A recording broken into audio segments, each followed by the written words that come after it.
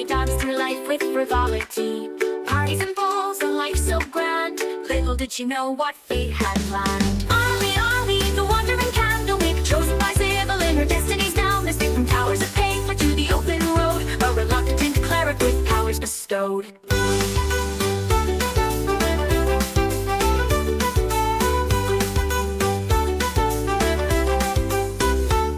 From luxury, thrust into robes, surrounded by tomes and dusty old globes. But Ollie's mind, sharp as a tack, mastered the legalese others did lack. Contracts and bylaws, she knew them all. Her litigious prowess made bureaucrats fall. In mazes of paper would she find a way to bend the rules and save the day.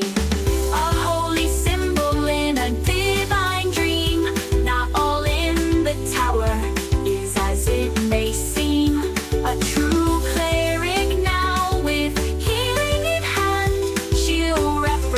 the tower across the land. But Ollie sees more than meets the eye. All timelines at once, futures that fly. Past, present, future, all intertwined, sometimes leaving the present behind. But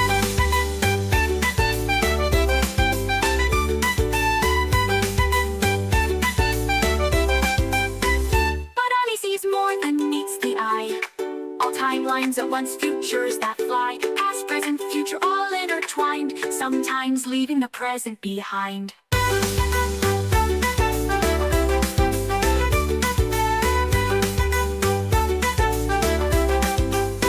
Library cat, shrouded in mystery, follows Ollie through every history. With glowing eyes and silent paws, it guards her path without pause. Ollie, Ollie, the wandering candlewick, chosen by Sybil in her destiny's down. Escaped from towers of paper to the open road, a reluctant cleric with powers bestowed. Cut from luxury, thrust into robes, surrounded by tomes and dusty old globes. But Ollie's mind, sharp as a tack, mastered the legalese others did lack. Oh, hoist up the sails, let the winds take a clip. For Thaddeus Turnpike commands his ship. For good of the waves, a sailor so bold, with magical powers and a heart of gold. He-ho, Thaddeus sailed the endless sea, with little Boo-Boo as wise as can be. Through tempest and tide, they roam far and wide. The Turnpike legacy, their unfading pride. From the mighty Turnpike line he hails, with the lineage of captains braving the gales. A scion of seafarers fierce and grand, with the smell on his lips and the sword in his hand. Behold Thaddeus, master of the spell, with little Boo-Boo through heaven and hell. They dance with the stars, they flirt with the dew, their laughter echoes in the ocean's blue.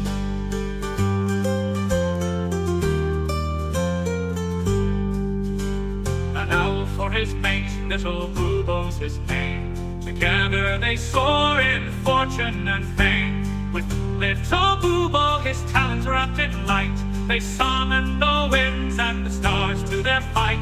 A curse of great power, a gift or a bane, Thaddeus wields it with little to fame. A rogue with a charm, a sailor with flair, he faces each curse with nary a care. Behold Thaddeus, the sea's arcane knight, with little Boo-Boo in the pale moonlight. Through whispers of magic and the soft laden air, the Turnpike adventure none can compare.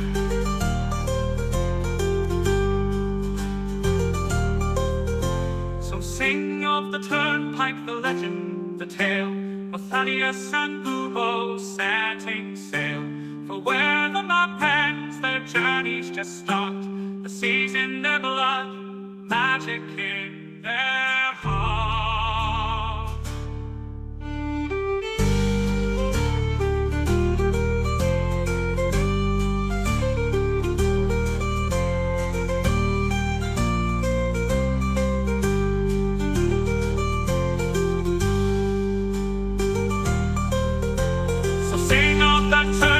The legend, the tale, of Thaddeus and Boo-Boo setting sail. For where the map ends, their journeys just start. The sea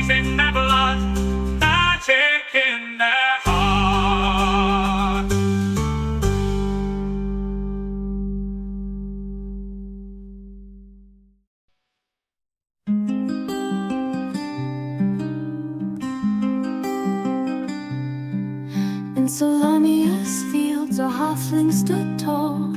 Sea gray eyes a fighter's call. With Fiona's love and Angus' smile, his world was bright for a little while.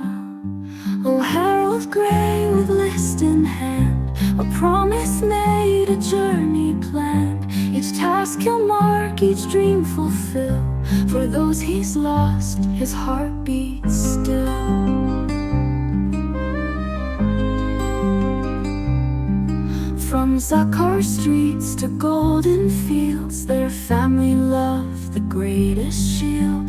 They dreamed of wonders near and far, and on a list beneath the stars. Oh, Harold Grey with list in hand, a promise made, a journey planned. Each task he'll mark, each dream fulfill. For those he's lost, his heart beats still.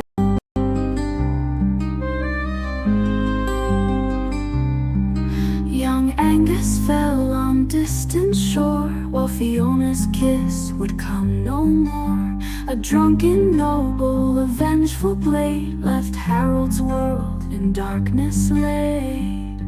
But from his grief a purpose born, to honor vows that he had sworn. The list unfolds a final wish, a blade resisted a gutted fish.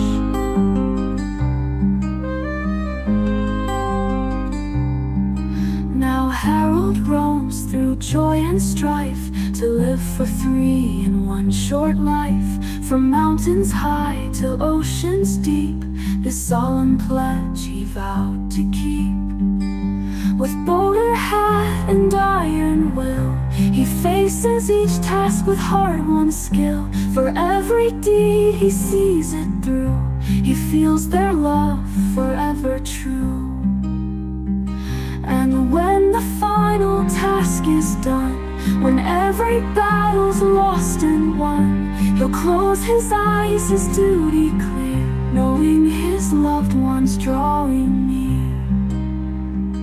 In afterlife they'll meet again, their love eternal, free from pain. The list complete, their dreams fulfilled, a promise kept, a future will.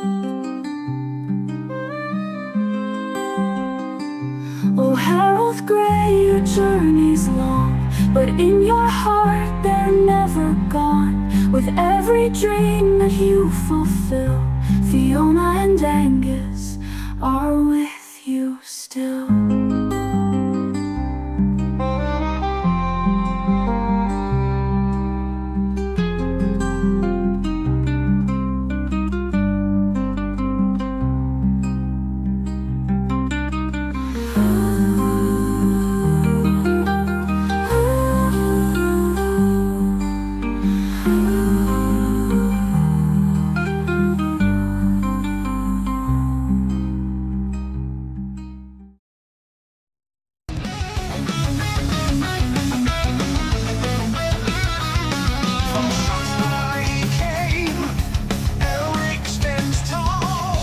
Exile from the shadows, hearing the dragon's call.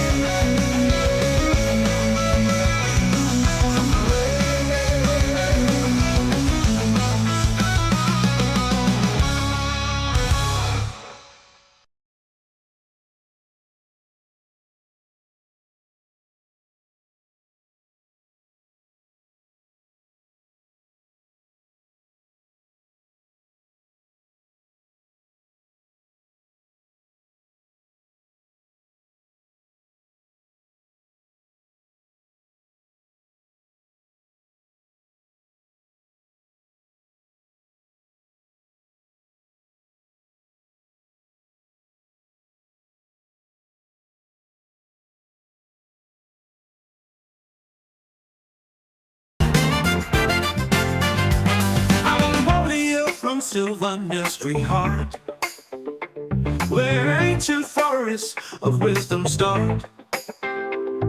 Almost steady, sharp and true, a sentinel watching over you. Elven whispers call me Fred the Cur, beloved brother protecting without fear. Blood of forest born beyond compare, a chosen guardian with sacred stare.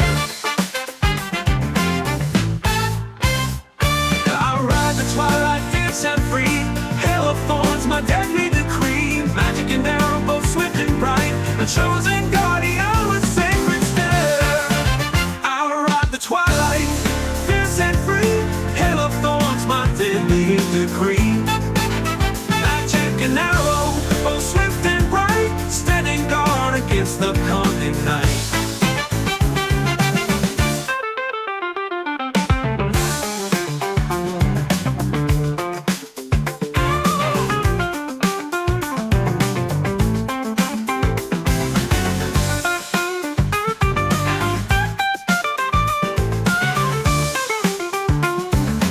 Arrows fly from distances untold, knife edge precision, deadly and bold.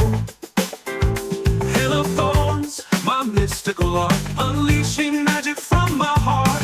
Hosts of enemies fall like rain, my arrows strike with righteous pain. These powers inside, they whisper and roar, uncontrolled, untamed in my core. Magic and martial, balanced and bright, a guardian standing against the night. I am Bubo, prophecy's son, when darkness rises, our judge begun. My arrows sing, my magic burns, the fate of worlds forever turns.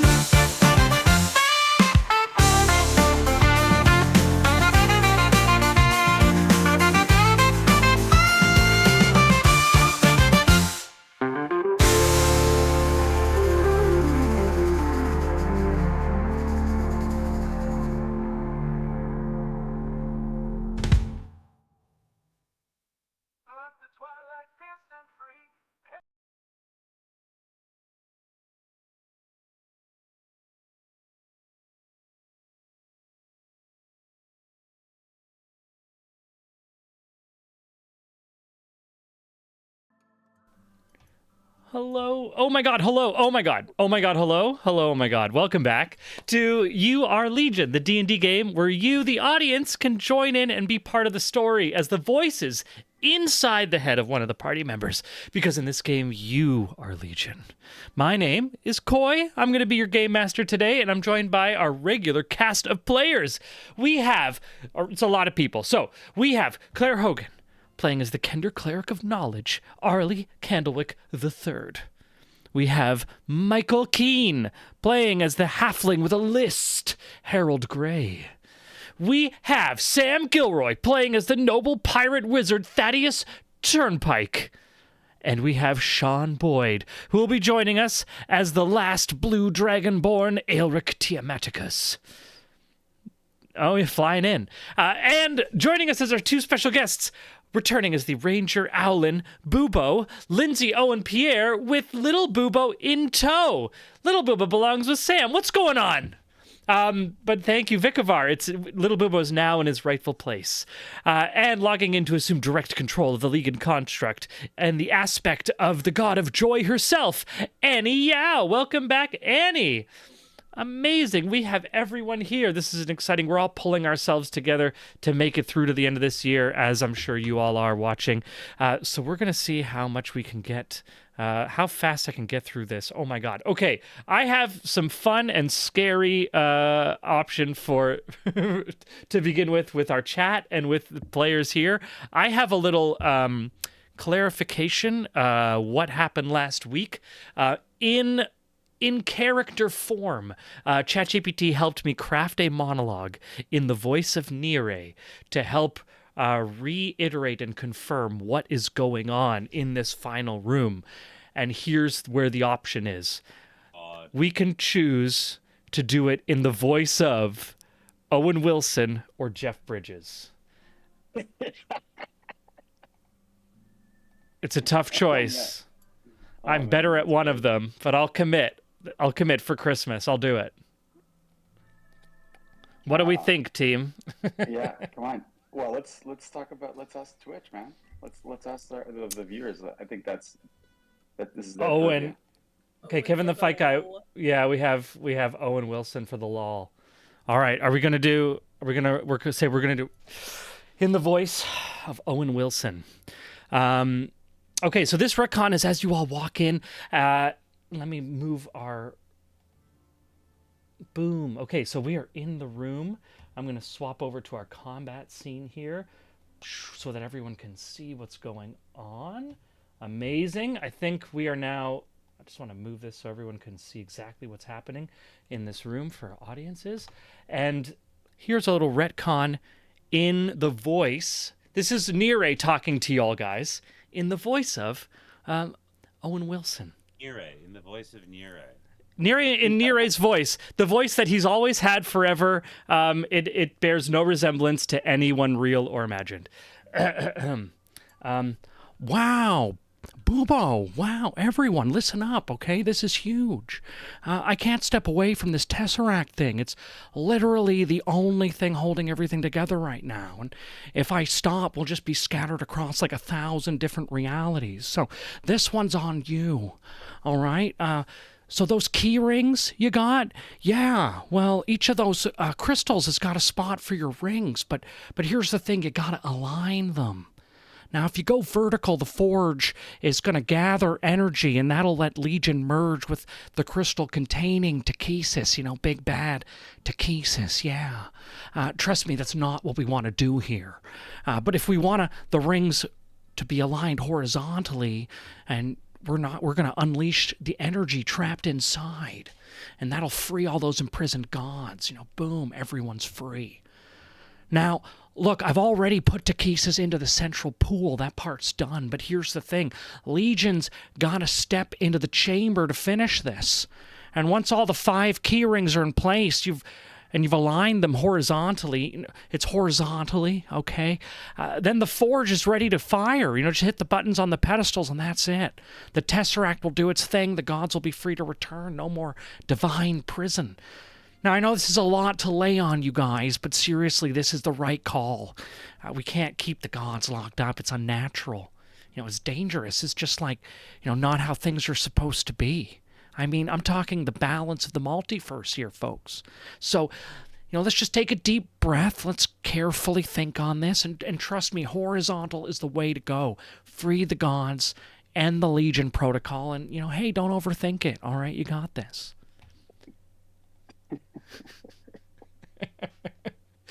Definitely better than Jeff Bridges. Yeah, okay, cool. Wow, all right. Lambdas. That's what it's for. That's what all that training was for. Thank you for all the real and imagined people. Not Sean and I's best class. Yeah, you should have seen. Yeah, the Owen Wilson class was tough for all of the D's at Lambda. It's that pharyngeal tension. It's a Christmas miracle. Kind of a little bit of a Jennifer Coolidge. Maybe that is maybe Owen Wilson is just a male Jennifer Coolidge. But anyways, we are going to come back into combat. Where we last left off, everyone entered the room. We had that epic monologue that we just heard of Nire in the voice of Nire, and Legion revealed themselves to be Lyra, the god of joy, and called their little husky Rufus, who came. I don't think anyone has made any attacks, but there have been kind of people lining themselves up and preparing. And Bubo was able to activate the green crystal there, which was the Sylvanestri one with his ring, and he put it horizontal so that it is aligned for releasing the gods. And just to clarify, once all of the crystals are aligned, each crystal has to be activated with an action, and placing your key ring into the crystal you can align it with the action of placing it in. To realign it would take another action. Cool.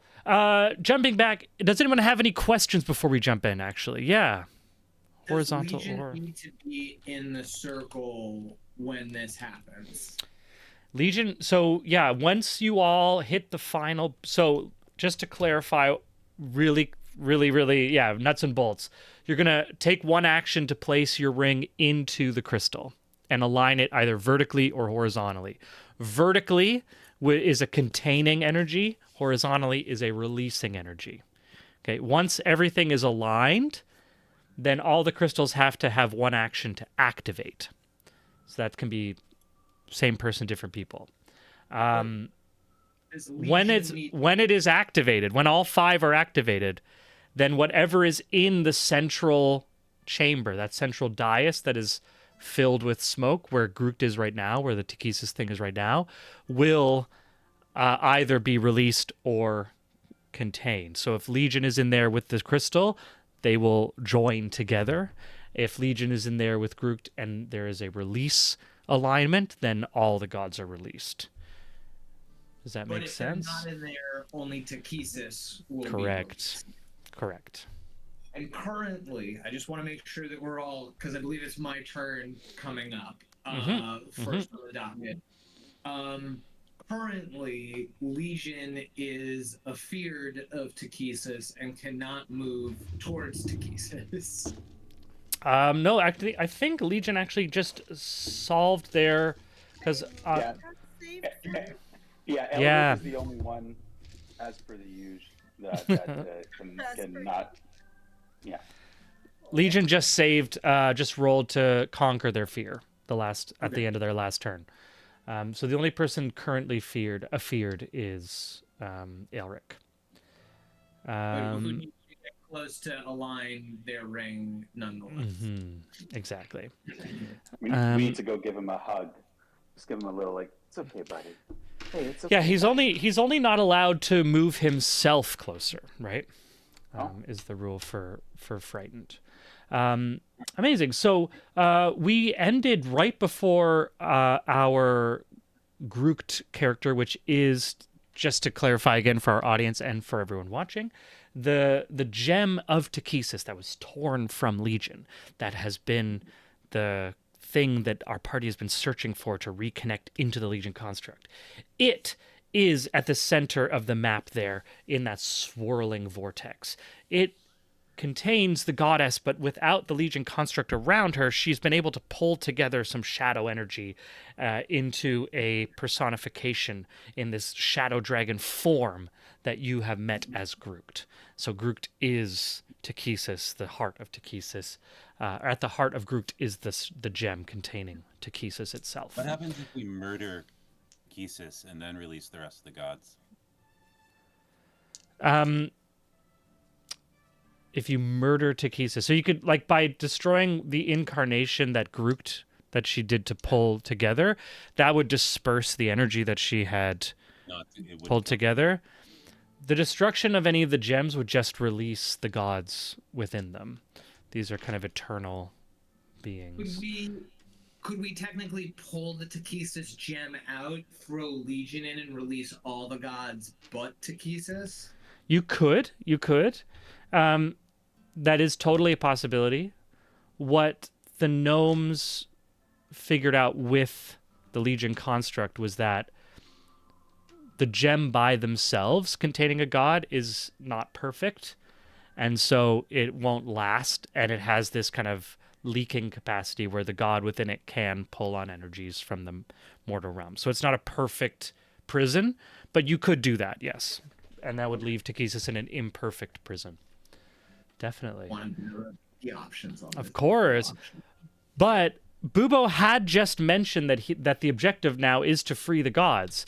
And then placed his gem in the energy freeing state. So Takesis, in response, is going to disperse into a gaseous form, having no need to necessarily fight the party at the moment and prevent you from if you have declared that you are trying to free her, therefore she has no direct impulse to prevent you from doing so. Which brings it to Thad's turn. And I'm going to get some combat music. I look to Harold. I look to the rest of the party, save Bubo, who's already committed. And I shout, "Are we doing this?" I actually, if you're asking, I was going to talk about it when it was my 6 seconds, but I actually have some serious questions about. I didn't realize Nire was here until he spoke to us in his fantastic accent, and I need to know why this. Nire, I need to know. I mean, you're busy with a tesseract, but you were on the side of the mortals, and now what? 300 years later, you regret your decision and want to free the gods? And why the change of heart? And what? and how convenient that you should be here, seemingly on the wings of the dragon army, with Bubo suspiciously returned to us in exactly this moment when Takesis is on the verge of being freed. I'm sorry. I really just thought I thought we were melting Legion into a boot, and it was sort of going to take all of the gods out of existence. And I've just realized now that we can't actually destroy the gods or destroy Legion, and we can repair Legion. We can put Takesis back in prison, and then and delay Ragnarok for however long, because obviously all prisons get broken out of eventually. But is that what? I'm gonna say that's about 6 seconds. Sorry, so then. No, yeah, for sure. But this is the current. This is Thad asking the very simple, like on the doorstep. Are we good to go? This is the response you get, Thad, from Arlie. The word I will fully count as the only dialogue, but do I at least get like either a look of approval or disapproval from Harold and Arlie here? Arlie clearly Sure, not yeah. Sure. certain. Sure. Yeah, Harold gives you a nod. Or like nod of approval or looks unsure. Nod of approval. I don't even know if I would even be able to see you because I'm fleeing. So I don't think that I could actually you could get my attention because I'm running opposite you. Does the fear end when I guess. Well, you're pretty close to each other. Okay. You can't see it anymore because it's not there. That's I true. thought the incarnation was still there till the end of the reign. So Takesis chose to disperse into a fog. So Takesis actually is now invisible. That's a good point. Yeah, I just thought it took care. I thought all this was had simultaneity. So across the 6 seconds or whatever. Okay.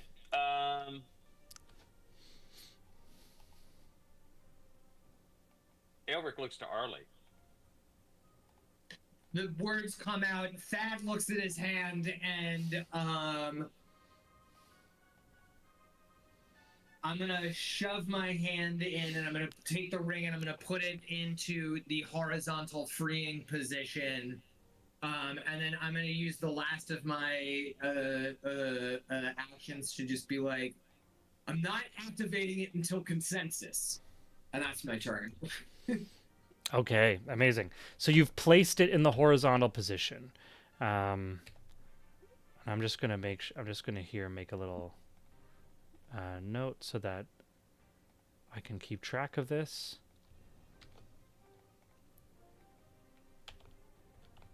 So we have Bubo's is in the horizontal, Thad's is in the horizontal position. Amazing. Anything else during your turn, Thad? No, if that takes an action, that's my turn.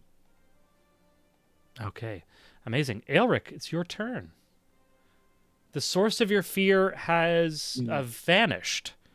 Question on the structure of this void. Mm-hmm. How high is it?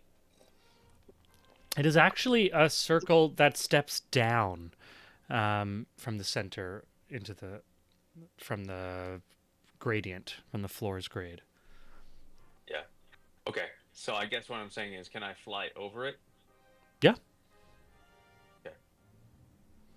Because I can make it all the way to my little thing if I fly over it with the dash fly. Yeah. Okay. That's what I'm gonna do. That's gonna be my big turn. Okay. Your big turn's gonna fly over. You fly over and get ready to be in position to have the action to do it, but I can at least fly to get to the place.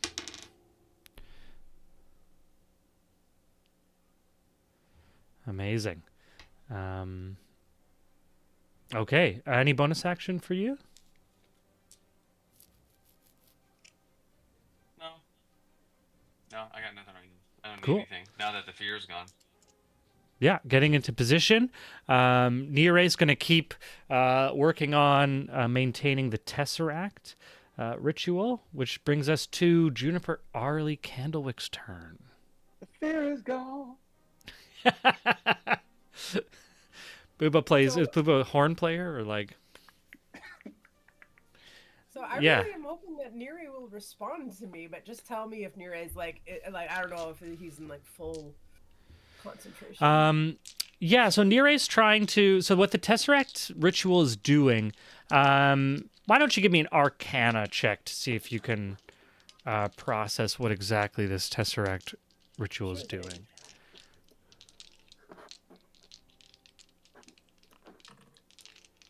Oh, what's my sound like? Okay. Can you see the roll? Is that a 1? I don't know. Is it? Oh, God. Well, we're gonna re-roll that. Hold on. Let's get today's potent dice. Potent portents. Potent portables. Dice. Pull up some potent dice. I'm gonna replace that one with a 12. Okay, which gives you a 20, dirty 20. I think. Is that right? Because you get plus Yes. 8? Yes. Amazing. So with the dirty 20, Aelric, what you're, Arlie, the ritual that you're seeing, this Tesseract is kind of like the arcane handle to a larger ritual. And as you came into this room, you remember that all of the distinct kind of different options of different realities kind of shrank and focused into a single moment. What this Tesseract ritual is doing is it is actually pulling all potential realities and moments into a single point so that whatever occurs here occurs across all the multiverses, so that it doesn't have to be done an infinite number of times in an infinite number of different realities. So by having this Tesseract active is making sure that whatever decision occurs in this space right now will reverberate through. This is like the thing that happened in the Wolverine and Deadpool movie, where they're like in the place in between. Anyway, they're managing all of the realities. Anyway, it doesn't matter. That's what okay. Anyway, so he's busy. In conclusion, in short, he's busy. He's a little focused. Yeah, he's a little So, busy. like, he's not going to respond to me because if he's. What was the question specifically? Why have you changed sides? What is this change of heart 300 years later? You work to imprison these things. Like, what is your suspicious looking work to suddenly show up with Takesis on the dais and to have brought us here? Yeah, I mean, let's find the proper voice for Nere. Because I know that you are a cleric of insert who Nere is a cleric. I know. Claire doesn't know, but Arlie knows. Yeah, well, I abandoned the clerics hundreds of years ago to to fight with the mortals. And in the past 300 years, I've realized, that the balance of having gods in the world, that's more important than the problems that they bring the mortal races. Where do your cleric powers come from? Because you have them and you shouldn't. I want to do some kind of insight. Ooh. So you've already done a free action to analyze the Tesseract. What would you like to do? What sort of thing would you like to do to... Do you have any sort of thing you'd like to do to analyze? Well, are you going to let me do another? I mean, okay, basically... You can spend I'm an a little- action to do something or a spell, if you want. An action, yeah. I'm just like, I'm the only cleric, and not that I insist on keeping it that way, but this dude has powers, and he shouldn't. He should have lost. Well, them after he's he certainly was wielding magic. He's certainly wielding magic.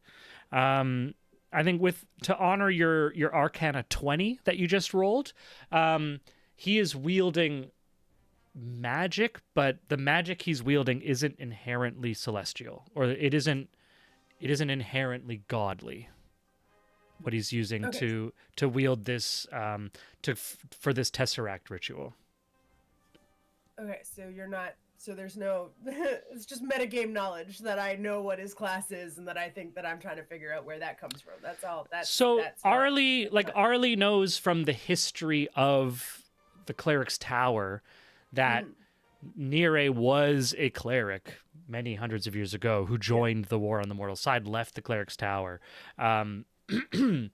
So beyond that, you would have no understanding. He right, certainly so- would have given up his celestial power by doing that, assumedly, and he's certainly wielding magic right now.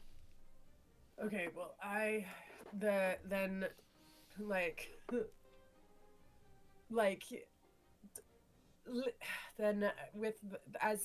for my action, I'll trade in doing something to talk to Legion. I'll trade in my action for role playing, if I can. Okay, I mean, what do you want to say to Legion? She's obviously shouting because I don't know where you are on the map compared to Well, me, let's say but you can. I think with one of your spells or one of your features, you can do connect. You can do some telepathy, right? I could do message, but I don't think. I mean, I know she can hear me. Right? It's 30 feet, right? Hold on, I'll measure it. Yeah, no, I mean it's not far enough that you can't hear each other. Yeah, you're 30 feet away. Yeah. Okay. So this is also because I came in late on the last game. A lot of these reactions would have happened in the last game, but I was really not super present. So they're happening now in the 6-second turn in which I am doing nothing.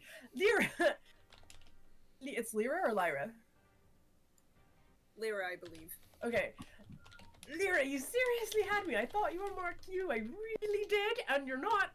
So I need to know, if we release you, do you expect to retain any of your memories? Or do you expect to come out guns blazing, ready to continue the mortal war exactly where it left off? Or do all the gods inside you remember the adventures that you've had as Legion? Or will you be picking up the war against the mortals immediately upon your freeing?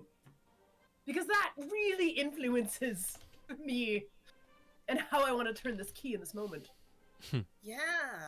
I mean, do I get to answer now or on my turn? Yeah. Yeah, Okay. you can answer now. I mean, that's a really, really weighted question because, I mean, no matter how I answer it, how will you know that I'm telling the truth, first of all? And you've already proven yourself to be a liar, so if you could just swap yourself out for someone a little more upstanding, can we get Helm back? Can we just get... Hey, I'm offended by that. I am very upstanding. Okay. Just because I'm all... I'm going to say, Arlie, the most you can get out of Legion is that's a really loaded question, and how can you even trust what I'm going to say? In terms of being able to act. So Arlie's just gonna be like, I really don't think that this is a good idea, even though it may be our only choice. And that's the end of her. Okay, do you want to move anywhere, do anything? I'm gonna move away from. I'm next to. I have a white key, right? Yeah. Yeah, and I'm moving away from. You're gonna move away from the white crystal. Yeah. Okay. Yeah. Who's down here? Zoom in. Sorry, I don't know. And that cloudy thing, I can't just walk on that, eh? The black cloudy thing in the middle? Yeah. You could try. I mean, it's like a big, like, amorphous blob of darkness. I flew over it. Yeah. It certainly doesn't look like it'll stop you like a wall or anything. Okay, well, maybe that's the. Hold on, sorry, I'm trying to just measure what I'm doing. Oh, I made a square. That's not the button. It's okay. I wanted. I drew on the map and I can't undo it. Just. I can undo it. Sorry. Okay. What are you I'm trying looking to move to? myself. I'm just trying to select myself. Sorry, I don't have my good mouse. I'm just trying to move over to Thad. I'll move over my 30 feet over to where Thad is. I don't have my Cool. good mouse, so I can't. So you have 30 feet. You're just going to move to stand next to Thad. Yeah, I'm not gonna cross the pit. Cool. Okay. Carly falls in. She's gone. And she's gone. Leaving us with Harold's turn.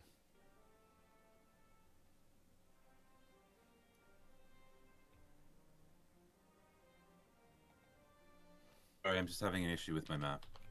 Mm-hmm.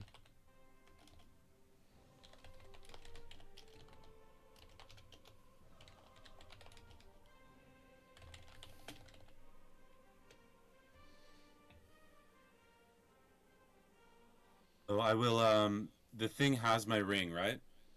Or no? I think it was tugging on your ring. I'm not sure if you had placed it yet.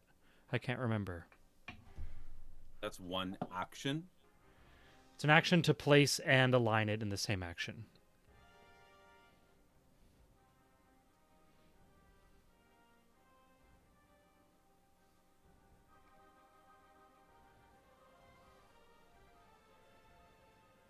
Oh, the husky icon is wonderful. Huskies are very... Huskies just singing to themselves.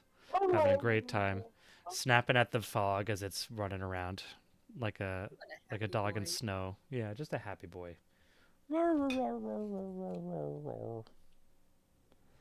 Inpu says free the gods.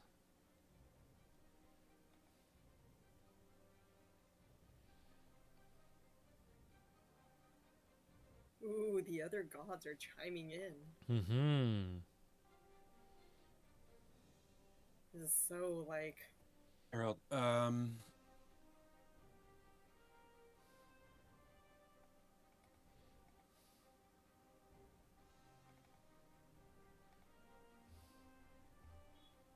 Harold casts invisibility. Okay. Cool. So Harold is going to go invisible. Let's add that to your status here. Boom. Harold has gone invisible. What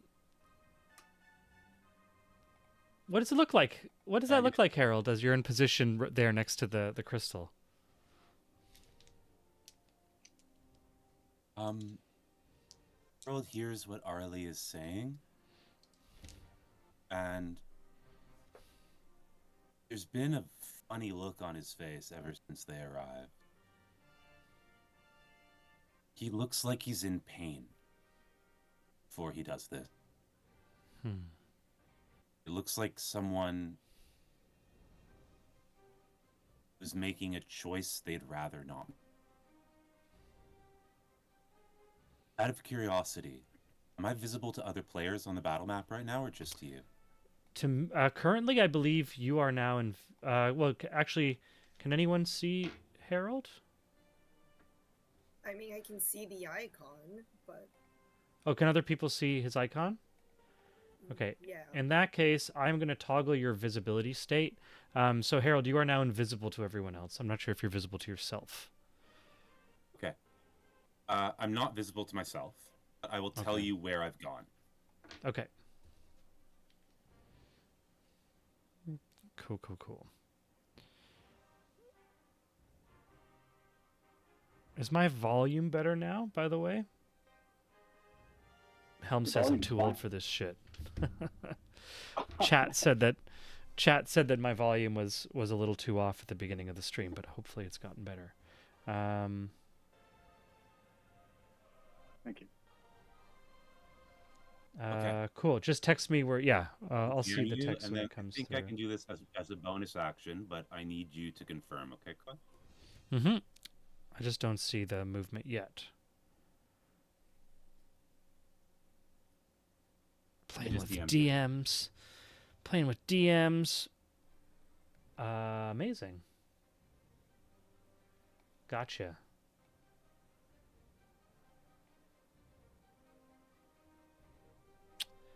Okay. Harold, you are going to have to roll against a DC of 15.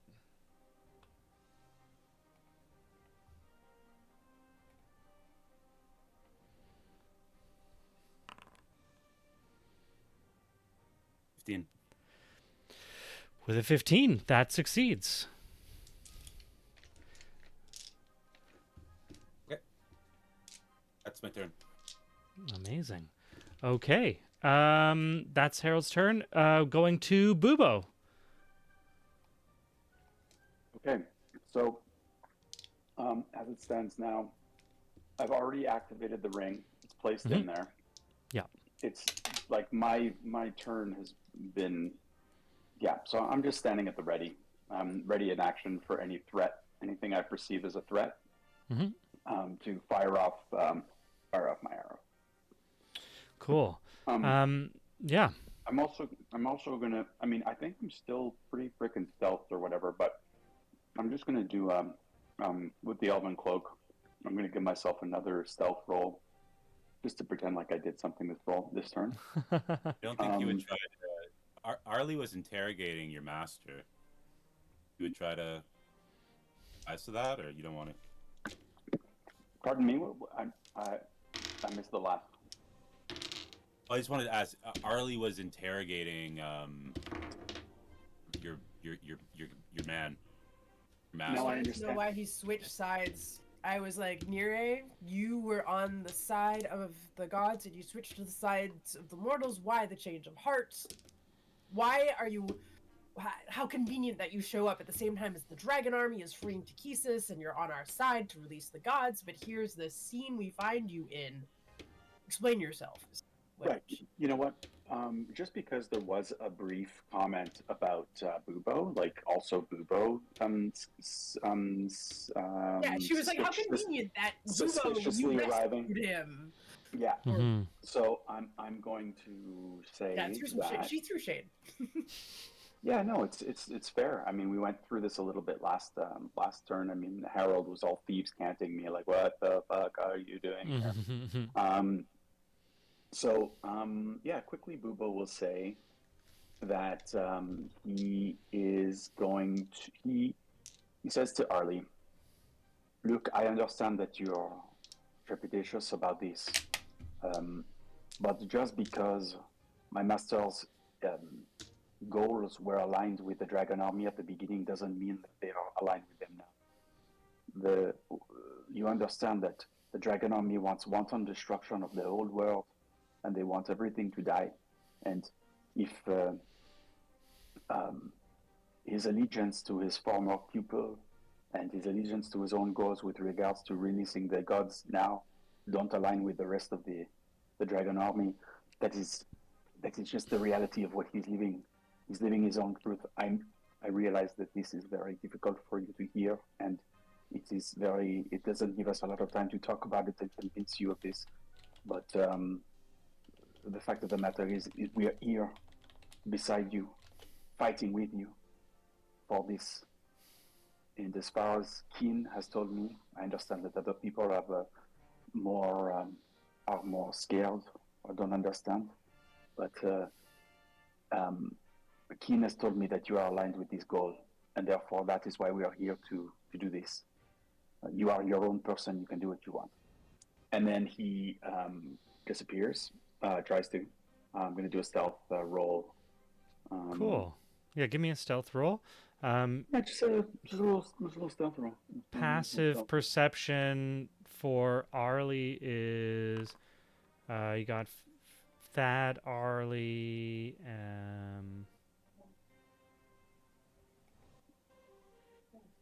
what was that roll here? A 28. I don't know. Okay, so if anyone has a passive perception of 28 or higher, they see where Bubo's gone. If not, Bubo has disappeared, thrown a cloak around him, and vanished in a flicker of shadow. And Bubo, I have now made you invisible for everyone, including yourself, I guess. Amazing. That's going to be Bubo's turn, unless you want to add a movement at all. I'll move. I'll move a little later. Okay. If I'm secret, I'll move a little bit later. Cool. Oh, there's a cat. Oh my God, it's Library Cat, not having grown its hair back after it got burnt. It's my mom's Rex cat. Oh, very cute. Yeah. Amazing. Next up will be Legion Mark U, or not actually Legion Mark U. The aspect of Lyra. Lyra. Is it Lyra or Lyra? Lyra. Lyra. I decided it's spelled Lliira, so I decided that it's Lyra. Okay. So, I'm just like, look, hasn't the fact that all the past gods have helped you guys shown that we're good? Haven't we been trapped in here long enough? I feel like we deserve a fair shot in the world again. Also, it's just really, really boring in here with all the other mean gods. But we got them under control, guys, and I will move towards the middle of the thing, and I think I actually can't move her because the logo is different, so I can't even select my own like icon on the map. You can't move. Why? No. Sorry. Oh, because it's a Like, I different can't even ownership select. thing. Yeah, I think so. Here, let me. I've now created use owner. Try that. Let's see. Ah, there we go. Perfect. Okay, so you're gonna walk into the center there. I'm gonna dance towards the center. Just Amazing. dancing, Yeah.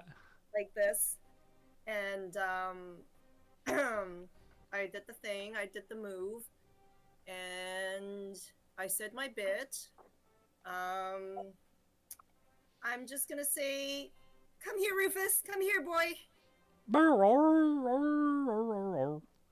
Nice. You get the dog dancing with you. You know, when dogs get excited and want to dance, they jump up on their hind legs and they're playing, dancing around with you. Amazing. And you're gonna go into the darkness. It's like a step down into about ankle depth water or something liquid. You're in like a black fog, though. When you're within it, that is magical darkness. So unless you have a capacity to see through magical darkness, you are going to have the blinded trait while in Ooh. there. Interesting. All right. I don't think I have anything that will help me see through that. Cool. So I'm But just having a party in yeah. the park. just having a little party in the park. Amazing. With the puppy as well. I'll bring the puppy over to you. Incredible. And I would You just like, as a last thing, shout, "I would like to not be turned into a shoe. That would be great." Amazing. I'd like to be not a shoe, please. That's going to be you and Rufus's turn. Groot is going to stay in a gaseous state, leading us to Thad.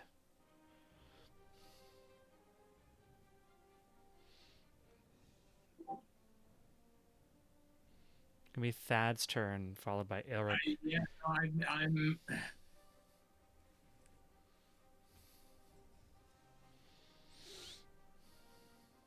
Do I have to? If I activate it, will it? I mean, I can't see Harold anymore. I can't see Harold or Bubo, right? Bubo and Harold have disappeared. All of the crystals need to be like all the key rings need to be aligned before you can activate the Also, Lyra crystals. has been has vanished. We Right. can't see. Yeah, Right, no. Lyra's walked into the center, so we've seen her Into the walk darkness, away. which is to be expected, but I don't. But we don't Bubo, know Harold, where. I don't. What? Where are this? This is starting to feel a little weird. I think according to rules, it would cost an action. I believe. Where's Vikovar? Where's our rule lawyer? Does it take a player an action to check for? I think because for NPCs, I know it's like they have things that lets them do something as a bonus action as perception, which is like a special thing. So I think in default it's an action. To check for an invisible creature. Is that a free action on their turn, or is it a cost an action? I think that's my big question about the rules. Yeah, I'm calling out pretty much. I'm gonna ready my action to activate my button, my ring station once everybody else is at their place. So I think ability checks against effectively invisible. I think it's going to take. Yeah, Vikovar says it probably does. So I think it would take an action to try to find out where they are if you want. No, I'm not going to try to find out where they are, but I am going to shout that out, and then I am going to ready an action to Cool. turn this on when everybody else starts to turn theirs on. I'm not going to be the Gotcha. first. I want Okay. I want at least like 3. I'll be the fourth and final. I won't be the last, but I'm activating to be holding an The action. penultimate. Okay. Yeah. So you're holding your action to be the penultimate activation. Can I just offer? I just want to offer what I'm seeing here is that DM decides, and the rule is it difficult? Is it if it's a difficult thing like a skill because it's a skill check, right? It would be a Mhm. perception check or whatever. So if it's a difficult skill skill check, it will require an action. And if it's not difficult, if it's just something that he wants to do, like an easy perception check or whatever, that would be free. You know what I mean? Like if he's going around searching, that would be a perception. That would be difficult. But if he's just taking a look, That makes sense. he It's could just like if you stop what you're doing and listen, yeah, look Right. around, or like sniff Yeah. the air, and Yeah. that makes sense. Yeah. yeah. But if he wants to do like an actual just a perception check, that would be kind of free. Just like talking or something. He just looks around for a second. But you'd have to But roll a 30 mechanic- to see me. But and he would mechanically, never be both able of to those see. would be both of those would be rolls, though, right? And they'd be the same but- skill roll. I mean, I don't But there's no. to find them. I was just shouting to their invisible selves. So Yeah. I'm readying my action to be the fourth because my ring is in position. Right. But I don't. I'm cool with being one of the people whose name is cursed for releasing the gods for forever. Y'all are, but I'm not gonna be the first to do it. Amazing. I'm gonna Okay, do an action. you're holding your action. Aelric, you are in position at the blue crystal. Elric is looking straight at Arlie.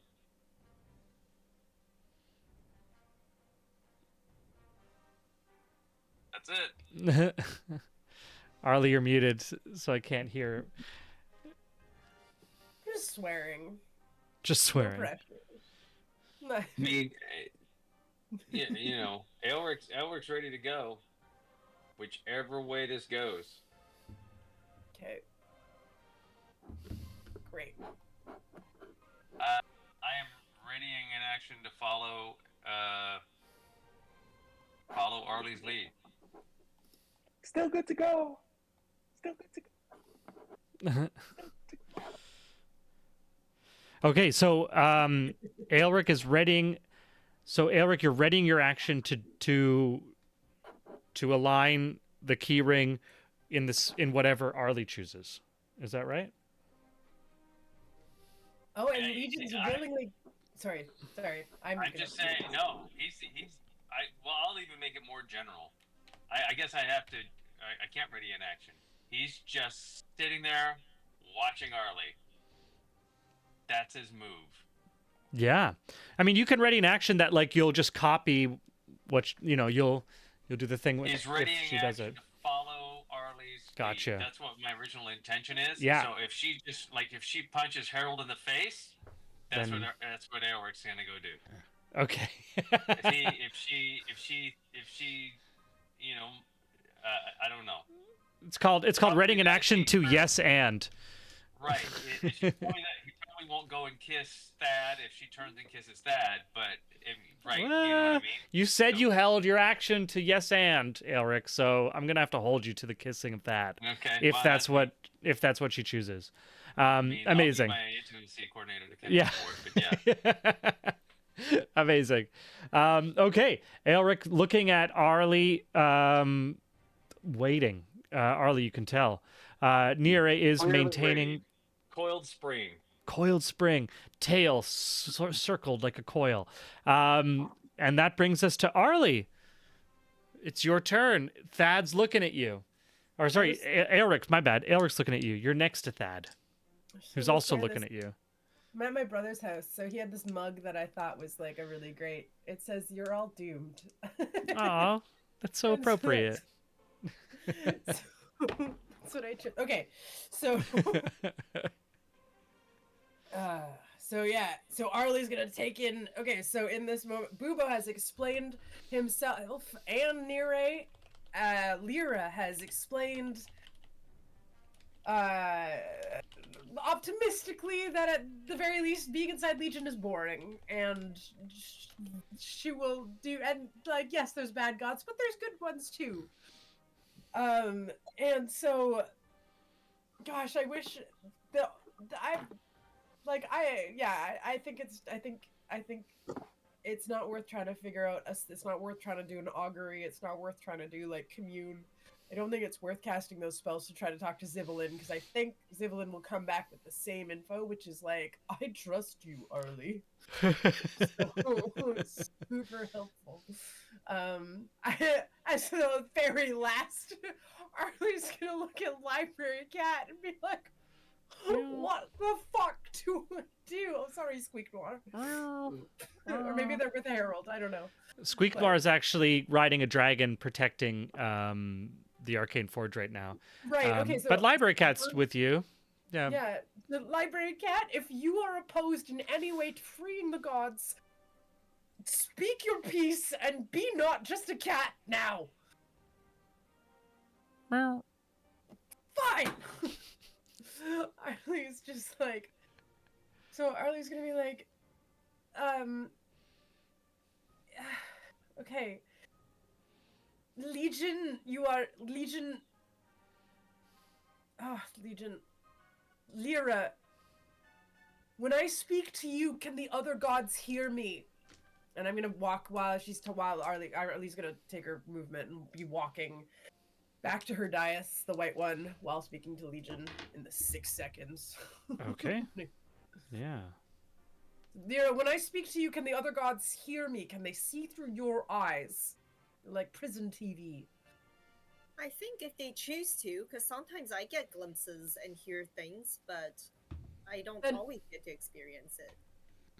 Then I command every inhabitant of Legion to wake up and pay attention to what is about to happen. You may be about to experience your freedom, and if we are successful, then you are commanded to, and I don't know who Arlie thinks she is, but she's on this tear.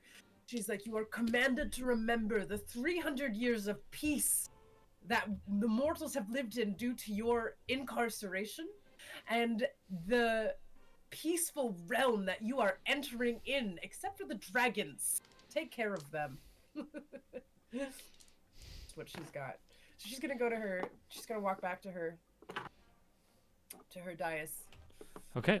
Yes. And if you wreak havoc on the mortal realm, then We will put you absolutely right back. We did it before and we can do it again.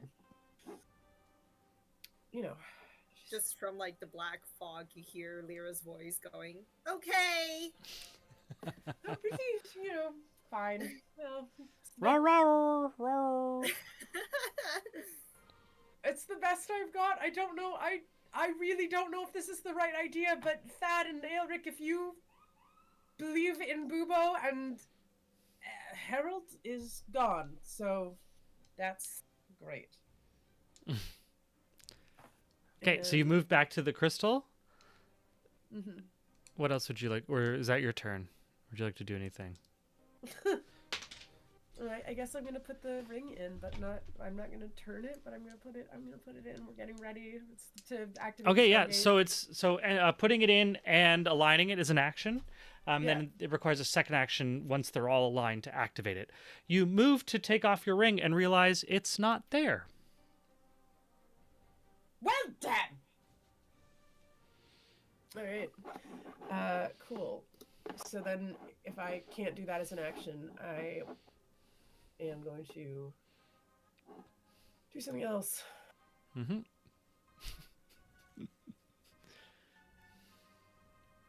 Okay, Arcane Eye cannot see invisibility, can it? No. It doesn't say that it can. Not there.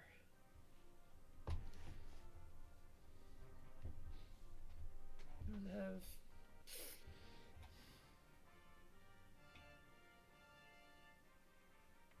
I don't know. I don't have, like, fairy fire. Like, I don't know how to...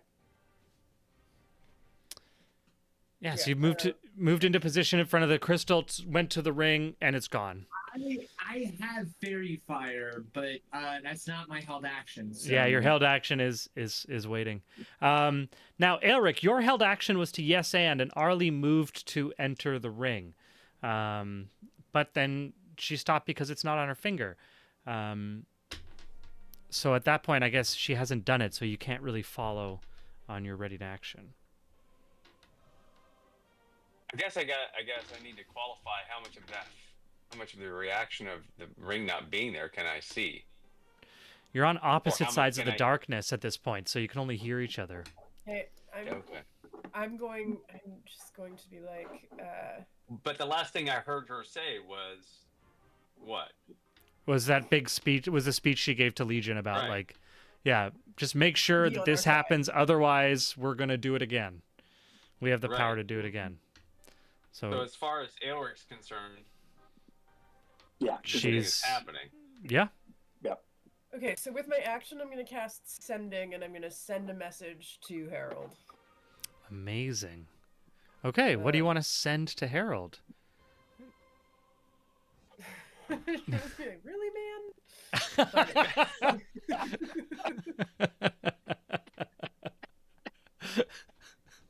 But maybe it'll be a little more eloquent. Do you have 25 words? Is that just the first two words of your setting spell? Really, man?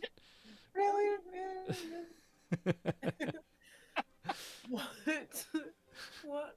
What is your game plan, and how can we help you? And he can respond to that, right? Yeah. Amazing. Harold, you can respond to that mentally. Noted.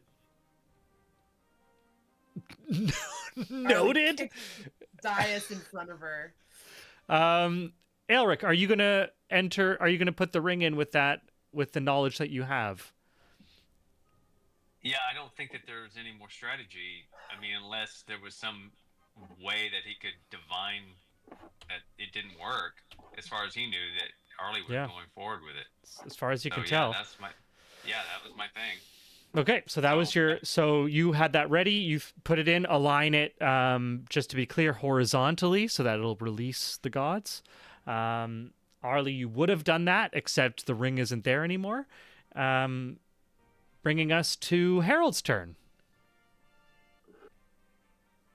Okay.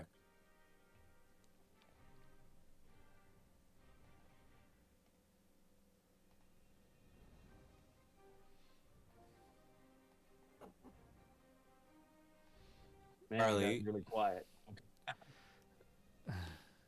A figure appears beside you.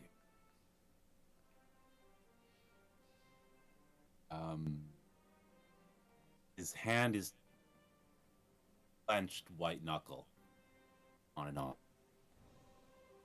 Harold looks at you and says, Inpu told me that if the gods stay in Legion, people just disappear when they die. And if people just disappear when they die, then I'll never see her again.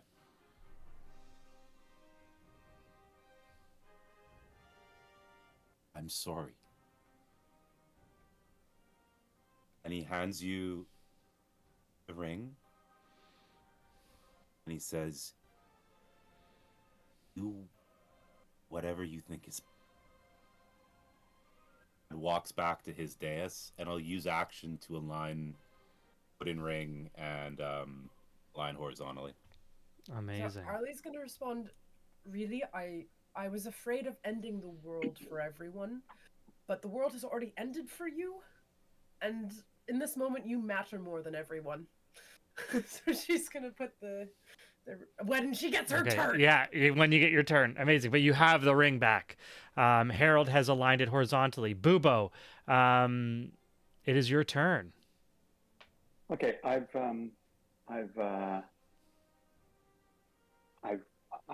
put everything in the chat for you, and you let me know if I can do that, and then literally if that's good, DMs. then we can just move over. We can move on. Amazing. So the second stage of activation can only start after all of the rings have been aligned. So okay, yeah. So Bubo doesn't do anything. Okay, just stay waiting. Amazing. Would you like to prepare an action, or like in case? Once again, if any threats arrive, attack any threats. Yeah. Cool. Amazing. Bubo remains invisible. Legion, Dancing in the Dark. I feel like that's a song from like a mod song or something. So Legion doesn't see anything because she's standing in a fog. Yeah. She's standing in like black fog, essentially. So she's just kind of like, hello? Is anything happening? And then I'm just gonna use a cantrip and cast Minor Illusion to cast that balloon guy at the card sales thing that goes like this. And it just like pops up in the middle. So out of this roiling black miasma, there's like a wobbly armed, inflatable armed guy like you see outside of a used car dealership. Is that what like that's just kind of like coming out from above the fog and then coming back down and then out of the fog. Amazing. I consent to be freed.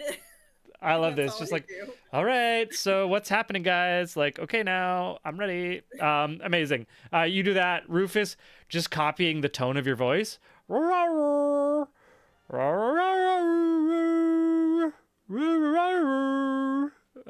Is calling as well. Leading us to Thad's turn. You've been holding to go fourth. You can continue that same held action if you'd like.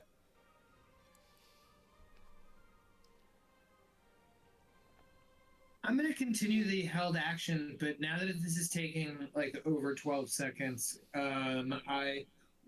hypothetically, I'm going to roll an arcane. What would happen if I were to dive in there, like a human being were to dive in there when all of those energies were being atomized by it? Like, just like... Give me an Arcana check. Why does it have to be a human being, dude? Well, or why like you such a species? Any sentient being. The magics that contain you, a dragon person, a 16. Does a 16? For 16, the magic is in many ways kind of at the core of it. It's about releasing a container, releasing the power of a container to hold that is what that is held within magically. Now, it is powerful enough to release deities from magical artifacts that are strong enough to contain said deities. But in many ways, the body, what is the body but a container for the soul? This energy could definitely, if it can release a god held in some magic arcane crystal, it could very easily release a soul held within a weak flesh container. Yeah, okay, good. That's my turn. I'm just gonna wait. Awesome. Gonna hold. Elric, you've put it in, but the activation button hasn't lit up yet. Looking over to your left, you see Harold has put it in horizontal. You see Thad and Bubo, theirs is horizontal and aligned. Means that on the opposite side of the darkness, something must be wrong.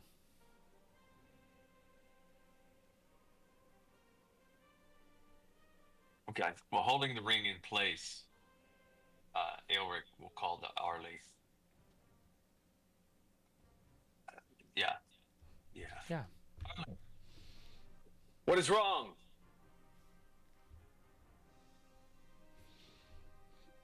Are you Still there? have Do we still have Arlie? Oh no! Not only can we not see her, we can't hear her either. Seems like we've lost Arlie to the internet, to the. Nothing's wrong. Everything's okay here. Just having a minor problem with the. Just It's a boring conversation anyway. Well, good reference. Yes. Point of inspiration for the great Star Wars reference. Arlie, amazing. Did you get that? Did you hear that? Sorry, I'm sorry, I missed it. Okay. Elric is calling it. You. Across the void because everything he moved forward, and then everybody's locked in except for you. So, Elric calls across to Arlie. Arlie, what is wrong? I have a cold. I checked out. No, I don't know. I don't know what. Because your ring hasn't activated. So Oh. Elric's checking in. Sorry, there was a slight communication with Harold, but it's cleared up now. I have it. Everything's fine. We're all fine here. How are you? Amazing. Okay. Sorry, I stepped out when Thad was considering putting a person in the vortex. Yeah. So the answer was all good, right? Yes. Yes, all is well. Yeah, sorry, sorry, Elric. Everything's fine. Okay. So Elric holds ground. Okay, you're gonna hold your action to activate once possible. Yeah. Amazing.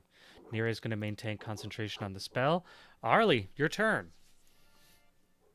Okay, so people are turning their keys, right? So so you are the last crystal to have the key ring put in. Only after all the key rings have been put in and they've all been aligned, only then can there be a second round of actions to activate. Wait, Legion, can you see Takisis's Eternity Crystal on the ground? Just hanging out. Legion, you can give me a perception check.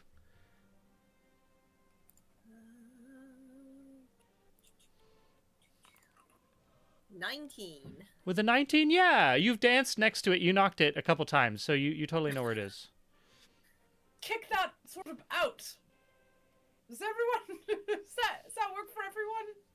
Maybe we don't release that one. I guess I have to wait for my turn to decide if I kick it out or not. Right? That would have to happen on her turn.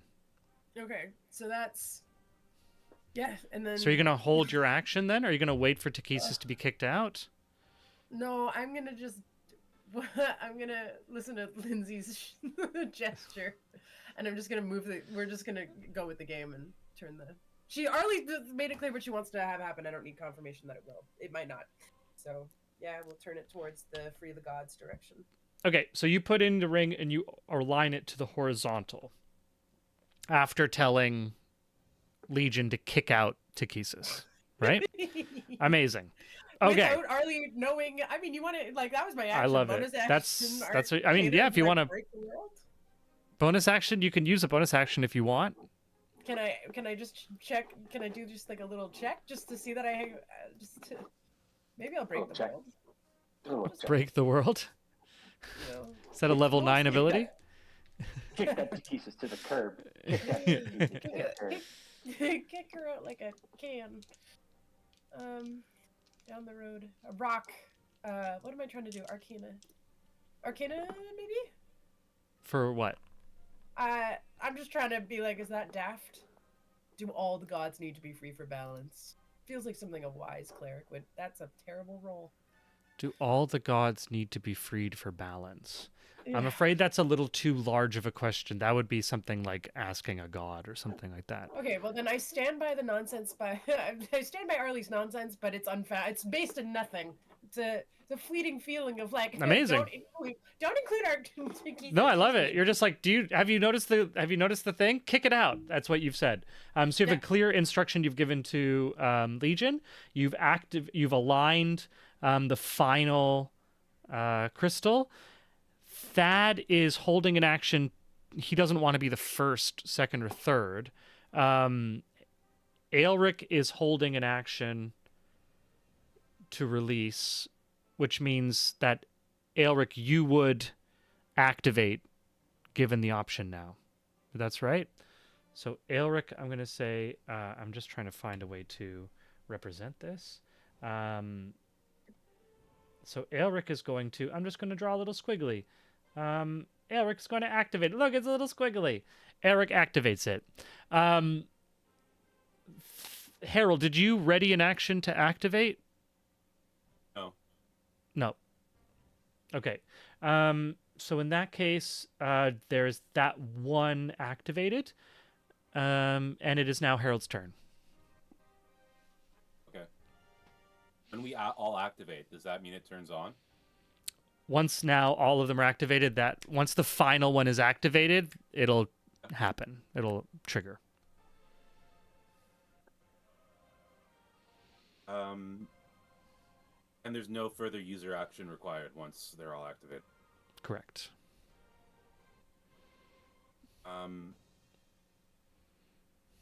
Harold pauses for a second and shouts across to group, says,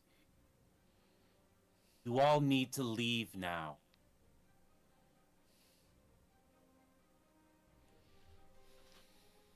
Aelric, you said you would stay.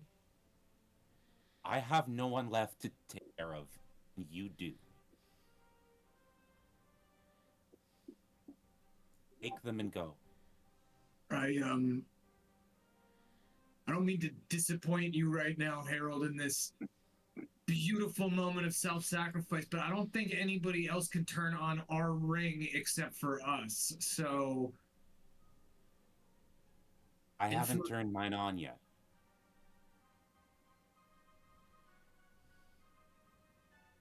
Well, then go turn on. If you can activate hers, we'll get out. Has Arlie activated hers yet? No, she aligned it, but it has not been activated yet. Oh, I thought I did. Sorry, I thought It's that secondary one. No, I did because I already. Yeah, no, I put it in as as an action already, didn't I? And then. Yeah, it's two. So it's one Did I action cast to send one it? action to align it, and another Great, action. sorry. Okay. Yeah, so you use the first action. But to use an object is a bonus action, so she could have done both on her. At the beginning of the session, I just said that these are two actions Yeah, he said it took 2 actions to do it at the top. I because heard. they are magical actions that require doing the special code, hacking the mainframe. Harold Hack the world. says, "What are you waiting for? Turn it on. Want to die here?"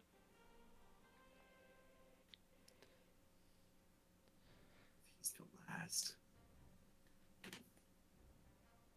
So the last As soon as the last pillar is triggered, then the thing will happen.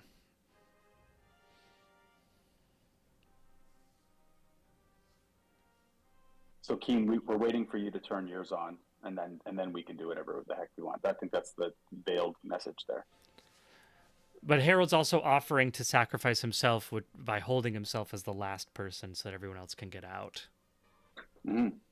Okay, so technically they're all activated in the first stage, and now we have to activate them in the second stage. Is that where we're at? They were all aligned. Yeah, so the keys were placed in. It's like a nuclear launch. Yeah. The keys are all in and turned. Now we all need to press the button. Thad is gonna try one more time. Harold, friend, we have been walking for months through the devastation of what happened the last time that the gods were released. There's no running away from this. We have to get back to Calaman before you turned it on.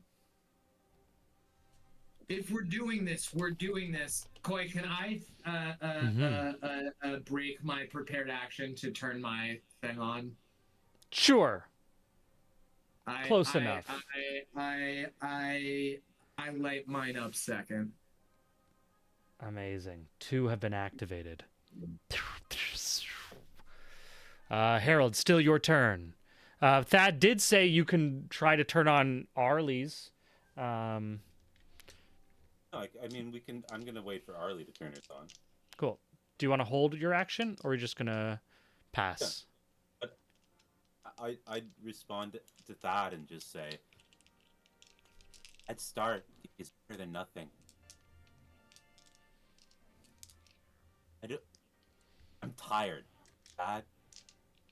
I want to go home. Don't you want to go home?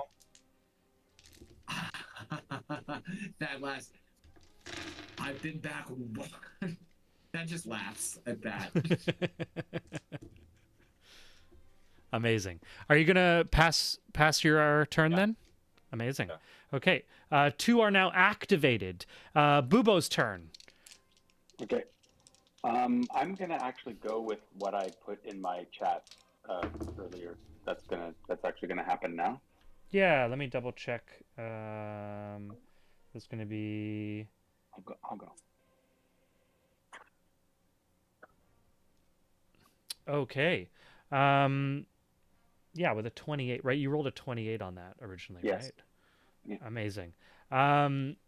So on the peripheral of this smoky black miasma on the east side, there's a whoosh and a whirl, and that pillar is activated, but no one seems to have quite been able to see who or what did it.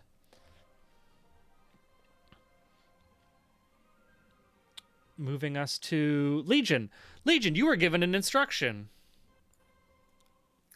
Or a request. I looked down at the crystal containing Takesis. Mm-hmm. And I was just like, you were always the meanest one.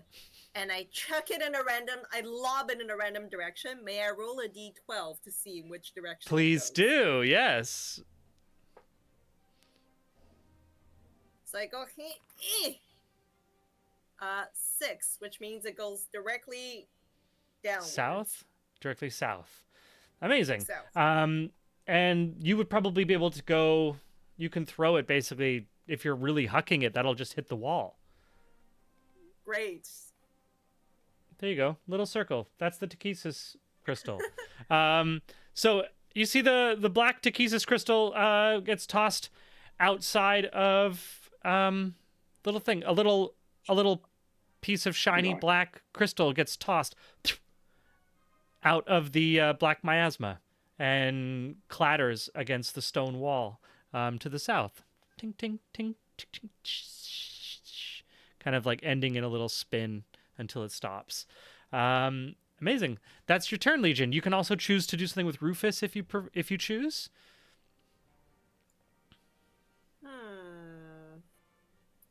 I'm gonna tell Rufus to actually go out of this fog because I've been here for too long now.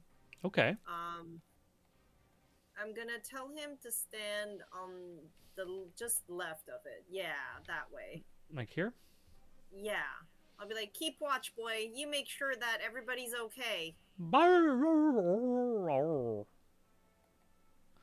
Nice. Arlie and Harold, you see Rufus come out of the darkness, look at the two of you, kind of spin back and forth, back and forth, and back and forth, tail wagging, just like making sure that he's looking at the two of you, and like stopping, and then shifting 180 degrees and looking at the other one, head down, tail up, wagging, looking at the other one, looking at the other one, making sure you're great. Amazing. And that is now Groot's turn, who comes out of the fog, now being released from the central. No, I must be released with the others. This cannot be.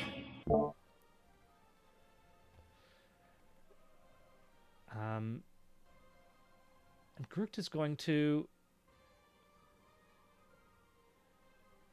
with this position, Picturing them scuttling. going to appear here, but is unable to move from this position. So just going to use a I'm just checking this massive list. She's just going to come back here with these shadow heads roiling around her, these 5 shadow dragon heads.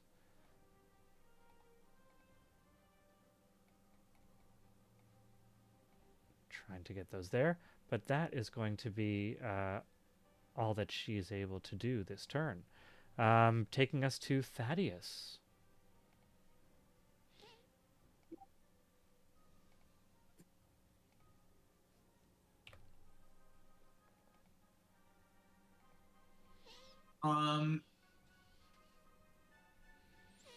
It's a big giant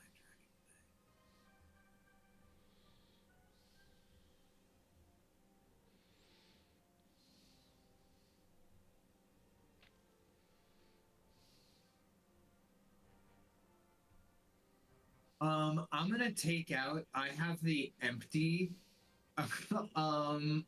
sphere. Mm-hmm. Is there any resonances inside of this thing in this room as this thing is going on? Any resonances? Yeah, like is there any sort of, is it reacting to the energies that are going on in here? Well, you have like an empty container, effectively, right? That empty crystal. Yeah. Certainly, the Takesis Chem and Legion would be the strongest figures. If you want, you can roll me a Arcana check to try to glean more. 27. The 27, you also realize that on focusing on that question, you realize that it's not just 2 sources. The Legion construct, clearly the main magnetic pull of energy, Takesis being a secondary massive one. There is a third minor resonance to the east in the direction of Nire.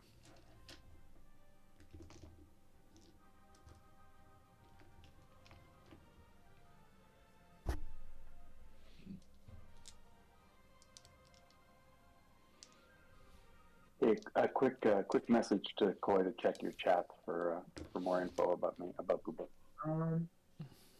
I'm going to sort of like and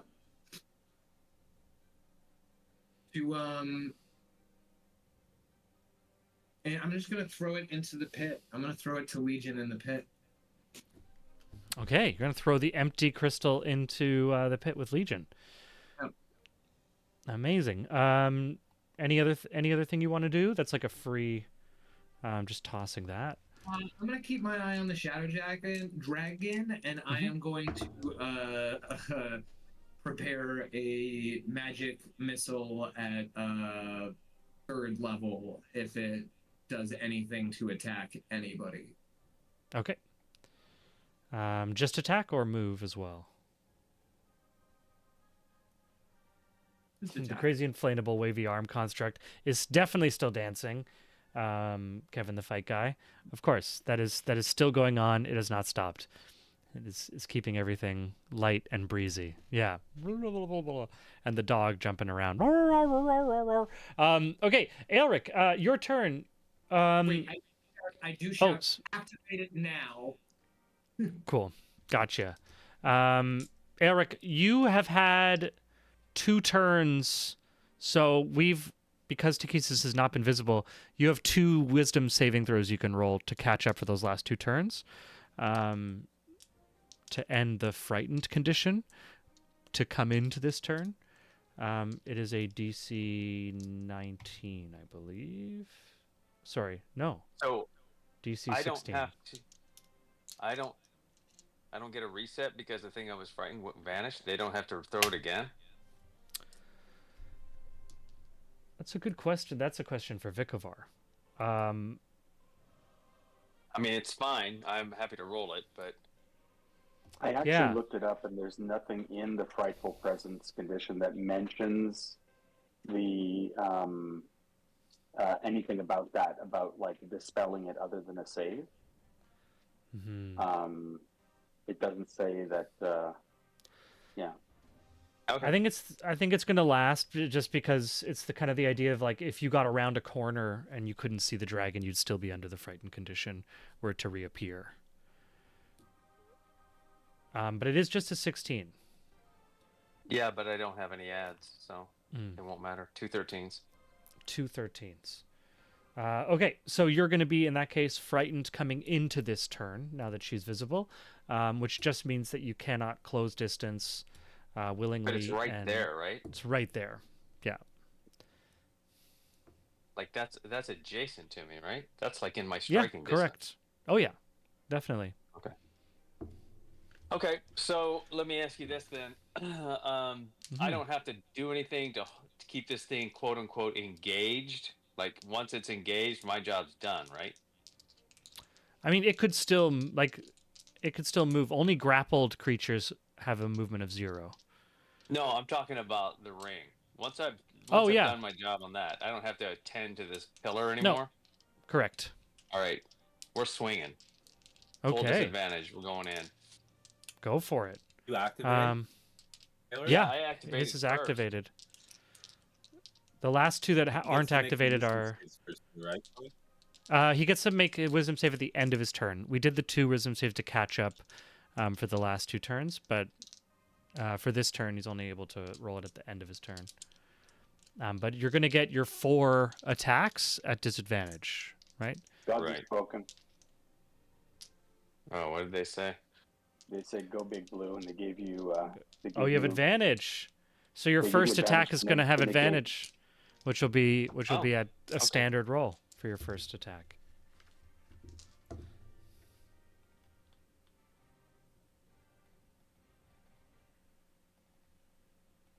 All right, what do we got here? Okay, first attack straight. That's the one with advantage from Kevin the Fight Guy. That is a 13, which will not hit. So, is it the first attack or the first swing that's with advantage? It would be the first roll. Yeah. Okay. 12 with your second attack. It's that I'm gonna miss with offhand on your first offhand attack. I'm Your rolling like crap tonight. second main hand attack is gonna miss. These are with disadvantage. And your second offhand is gonna miss with a 15.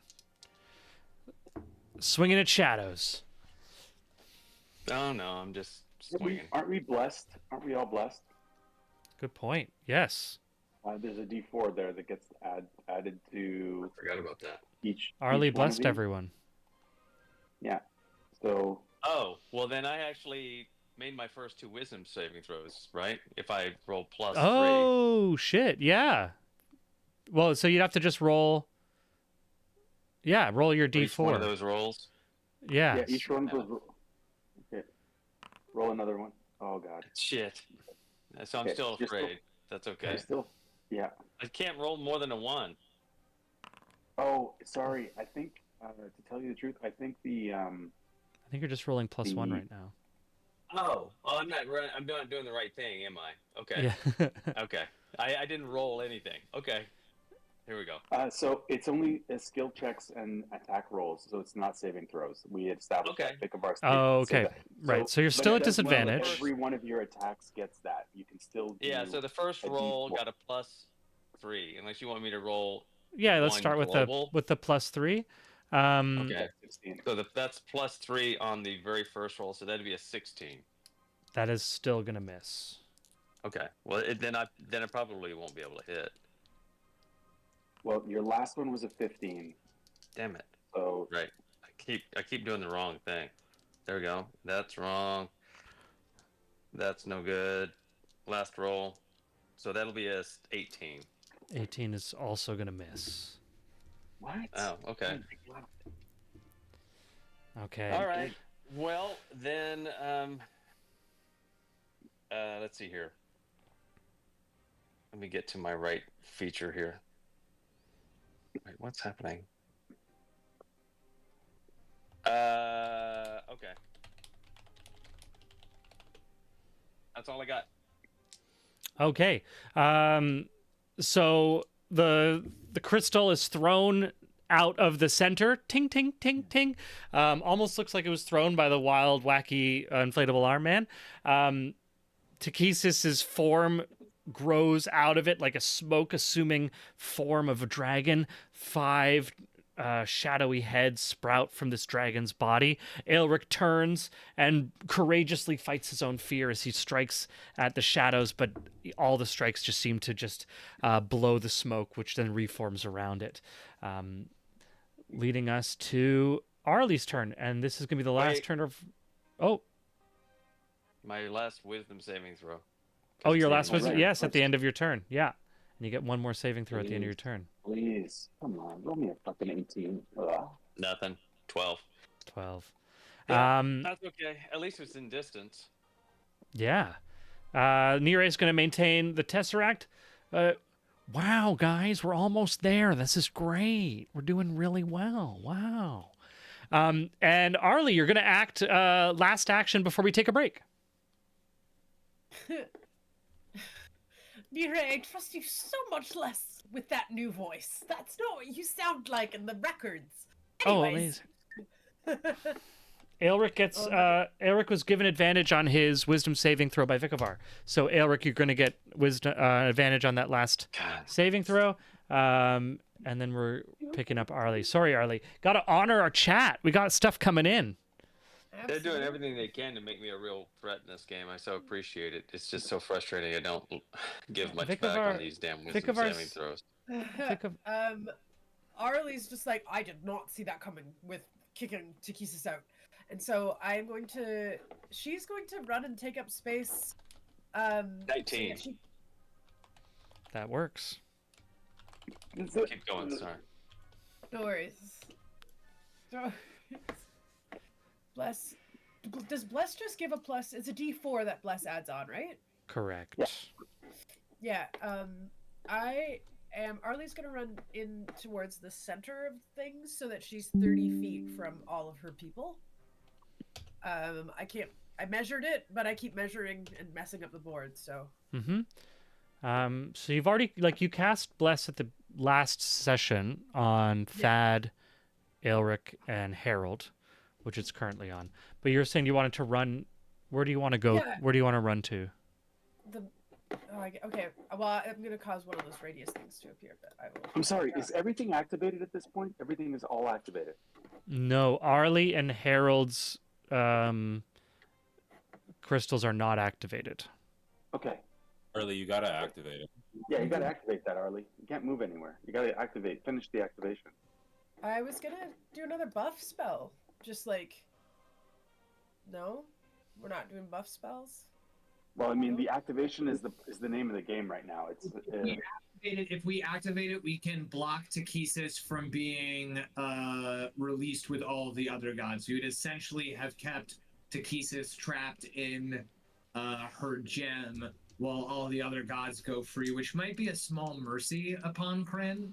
It might be the one small mercy we can add. Okay. All right. Well, in my mind, we're about to fight all the gods, and we could use all the buffs we can get. But that's fine. The people have spoken, and so I'll use my turn to activate the direction of freeing.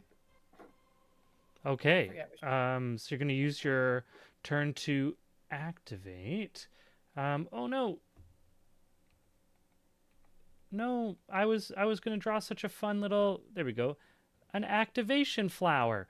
Amazing. So Arlie spends her action to activate her pillar, leaving the last pillar that is not activated as heralds, and that is going to end round 5. Which is going to lead us into break. So it is 9:20. Let's come back at 9:20. Sorry, 9:20. Let's actually. I'm just going to take my action really quick, Koi. Harold perceives that shit is hitting the fan. In regards to a massive dragon suddenly attacking us again. Mm-hmm. And he's going to activate. Okay, so Harold, with that first action of the next round, is going to activate. I'm still going to say we are at break. So it's 9:20. So at 9:35, 15 minutes, we will be back from our break. We'll see everyone in a few minutes. Thank you so much. Moving us on to break. From Sylvan Street Heart, where ancient forests of wisdom start. Born to nobility, all we got to life with frivolity. Highs and falls and life's so grand. Little did you know what we had planned. Ollie, the wandering candlewick, chosen by Sybil in her destiny's down. The stick from towers of paper to the open road, a reluctant cleric with powers bestowed.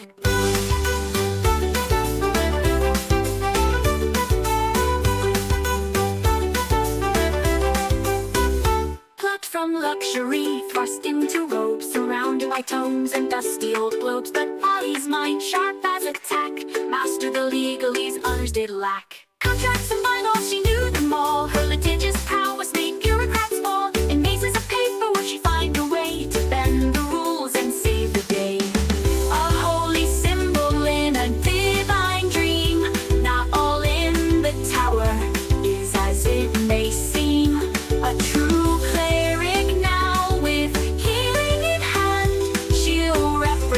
the tower across the land. But Arlie sees more than meets the eye.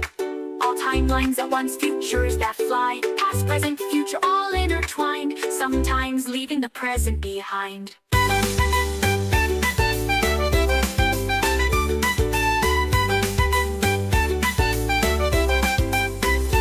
Arlie sees more than meets the eye. All timelines at once, futures that fly. Past, present, future, all intertwined. Sometimes leaving the present behind.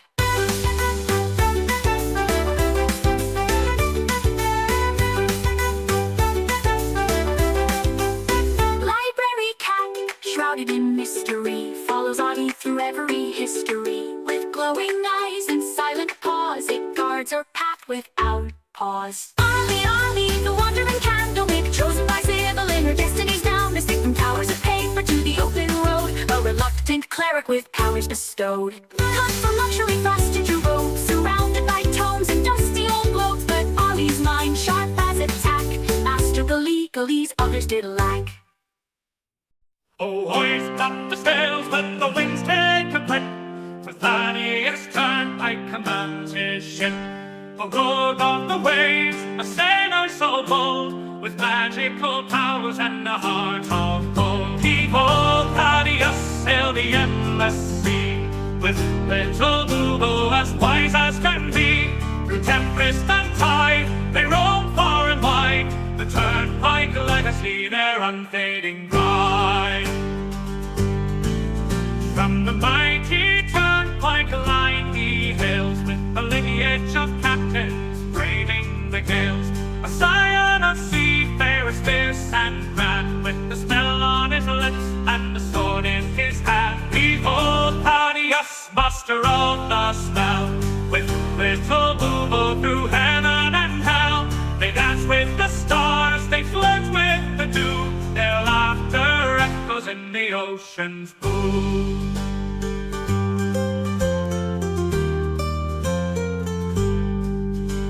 An owl for his mate, little Boobo's his name. Together they soar in fortune and fame. With little Boobo, his talons wrapped in light, they summon the winds and the stars to their fight. A curse of great power, a gift or a bane, Thaddeus wields it with little to fame. A rogue with a charm, a sailor with flair, he faces each curse with nary a care. Behold Thaddeus, the sea's arcane knight, with little Boobo in the pale moonlight. Through whispers of magic and the salt-laden air, the turnpike adventure none can compare.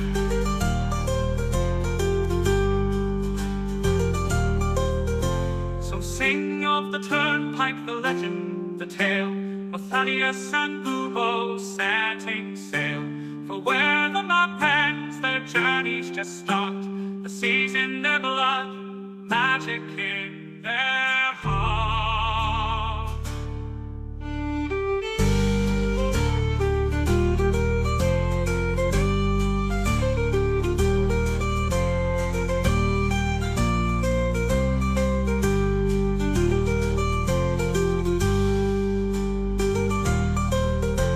So sing of that turnpike, the legend, the tale of Thaddeus and Boobo setting sail. For where the map ends, their journey's just start. The sea's in their blood, magic in their heart.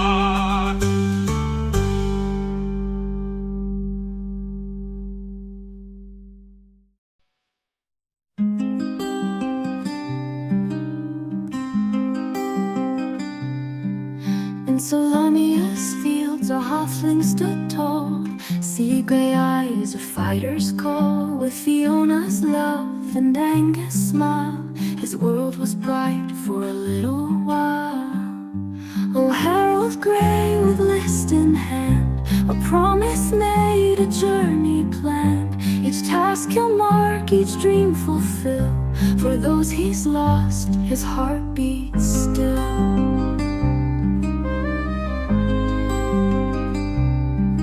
From Zakar streets to golden fields, their family loved the greatest shield. They dreamed of wonders near and far, penned on a list beneath the stars. Oh, Harold Grey with list in hand, a promise made, a journey planned. Each task he'll mark, each dream fulfill. For those he's lost, his heart beats still.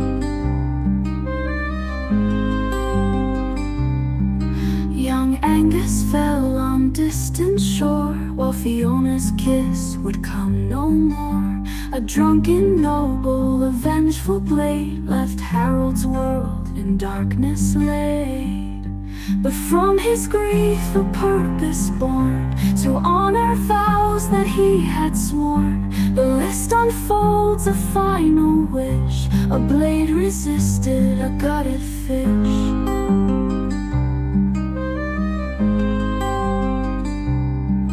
Now Harold roams through joy and strife, to live for three in one short life. From mountains high to oceans deep, this solemn pledge he vowed to keep. With bowler hat and iron will, he faces each task with hard-won skill. For every deed he sees it through, he feels their love forever true. And when the final task is done, when every battle's lost and won, he'll close his eyes, his duty clear, knowing his loved ones drawing near.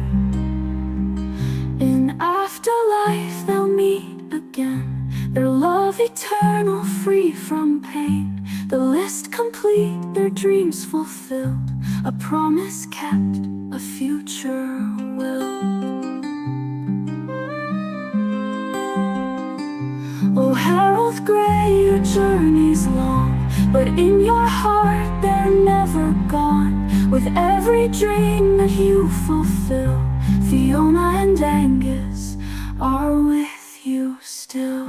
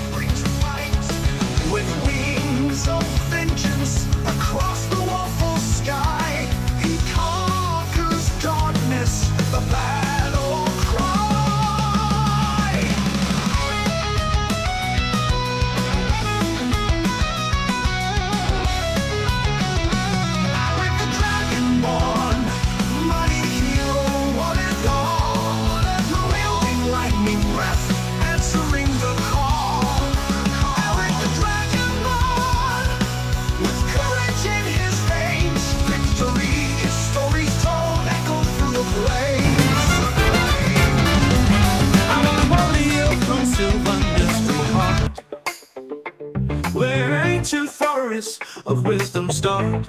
Almost steady, sharp and true, a sentinel watching over you. Elven whispers call me Fred the Cur, beloved brother protecting without fear. The forest gone beyond compare, a chosen guardian with sacred stare. Twilight dance and free, hail of thorns, my deadly decree. Magic and arrow, both swift and bright, a chosen guardian with sacred stare. I ride the twilight, fierce and free, hail of thorns, my deadly decree. Magic and arrow, both swift and bright, standing guard against the coming night.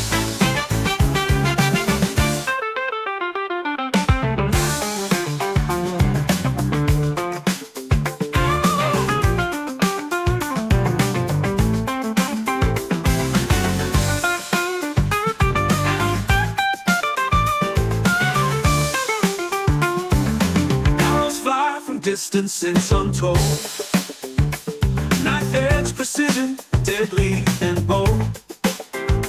Hail of thorns, my mystical art, unleashing magic from my heart. Hosts of enemies fall like rain, my arrows strike with righteous pain. These powers inside, they whisper and roar, uncontrolled, untamed in my core. Magic and martial, balanced and bright, a guardian standing against the night. I am Bubo, prophecy's sun, when darkness rises, our judge begun.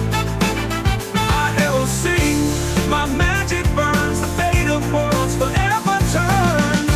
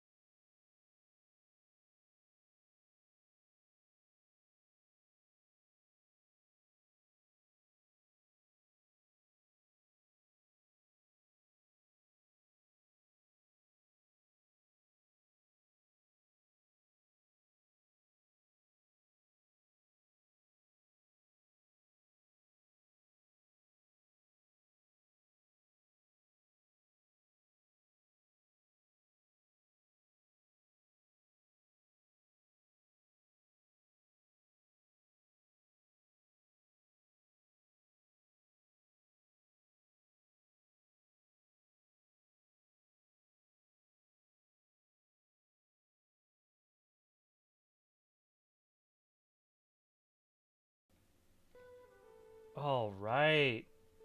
Elric is resetting the UI on his trash dice. Oh, shots fired, Kevin, the fight guy. Shots fired.